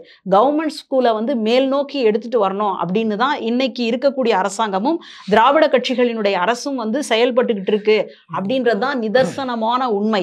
இன்னைக்கு எத்தனை பள்ளிக்கூடங்கள் வடக்கில் இருக்கக்கூடிய பள்ளிக்கூடங்கள் மூடப்பட்டிருக்கு அப்படின்ற கணக்கை எடுத்து பாருங்க. எத்தனை பள்ளிக்கூடங்கள் வந்து தனியார் பள்ளிக்கூடமாக மாற்றப்பட்டிருக்கு அப்படின்ற ஒரே பதில் பாருங்க. அக்கா, அதனால ஒரே பதில், அக்கா பசங்க எங்க படிக்கிறாங்க கேளுங்க, விவாதம் முடிஞ்சிருச்சு. வேண்டாம், எங்க பசங்க எங்க படிக்கிறாங்க அப்படின்றத விட எங்க பசங்க எத்தனை மொழியை படிக்கிறாங்க அப்படின்றதா ரொம்ப முக்கியம். எங்க பசங்க வந்துட்டு இந்த மொழியை படிச்சுட்டு சுத்தமா தமிழை வந்து நாமம் போட்டாங்க, தமிழை புறக்கணிச்சாங்க அப்படின்னு பேசுறது எல்லாமே வந்துட்டு தவறான ஒரு கருத்து தான். நம்ம வந்துட்டு இந்த கவர்மெண்ட் ஸ்கூல்ல படிக்கக்கூடிய பிள்ளைகளினுடைய வளர்ச்சியை மட்டும் கருத்தில் கொண்டு பார்க்கும் பொழுது இருமொழி கொள்கை சரியா இருக்கு. இல்ல ஒருவேளை தம்பி சொன்ன மாதிரி அங்க இருக்கக்கூடிய பெற்றோர்கள் எல்லோருக்கும் 3 மொழி வேணும் அப்படின்னு நினைச்சாங்கன்னா அவங்க வந்து இன்னைக்கு நம்முடைய முதல்வர்கிட்ட ஒரு மனு கொடுக்கட்டும், எல்லாரும் சேர்ந்து உடனடியாக மாத்துறாரா இல்லையான்றத பாருங்க. ஏன்னா நம்முடைய முதல்வரை பொறுத்த வரைக்கும் மக்கள் என்ன நினைக்கிறாங்களோ அதுதான். அதனால இன்னைக்கு வந்து மனு கொடுக்க சொல்லுங்க. இப்போ நீங்க சொன்னீங்க இல்லையா சதவீதத்துல 3 மொழி வந்து இருக்கிறவங்க மனு கொடுக்க வரங்க. நல்லது காலம் எல்லாம் போச்சு. ஒருத்தர் மட்டும் மனு கொடுக்க கூடாது. நான் வரங்க. எத்தனை பேர் கூட வரணும்? அக்கா எத்தனை பேர் வரணும் சொல்லுங்க. இப்போ அவங்க அக்கா சொன்னாங்க எத்தனை பேர் வரணும்க்கா? 3 மொழி இருக்கிறவங்க வந்து வெறும் 7% சொன்னாங்க இல்லையா? அப்படி இருக்க கூடாது. அக்கா நான் கேக்குறது ஒரு 1000 பேர் வருவா? ஒரு 1000 பேர் வரலாமா? வாங்க. அப்படி வந்து மனு கொடுத்தாருன்னு சொன்னா இப்போ கூட அந்த கொள்கை வந்து மாறும். மனு அதனால சமோசா நம்ம கடைக்கு வந்து போயிடும். மக்களுக்காகத்தான நம்ம வந்து இந்த கொள்கையை செயல்படுத்துறோமே தவிர கொள்கைக்காக மக்களை நம்ம கொண்டு வந்து சேர்க்கல அப்படின்றதான் நான் பதிவு செய்யணும்னு விரும்புறேன். மும்மொழி கொள்கை, அதாவது ஒன்றிய அரசு விசஸ் மாநில அரசு, யாருடைய நிலைப்பாடு சரியானது அப்படின்னு பேராசிரியர் அவர்களும் வழக்கறிஞர் அவர்களும் அவர்களுடைய கருத்தை வந்து முன் வச்சாங்க. உங்கள் இருவருக்கும் நன்றி. வேறொரு காணொளியில் சந்திக்கலாம். நன்றி.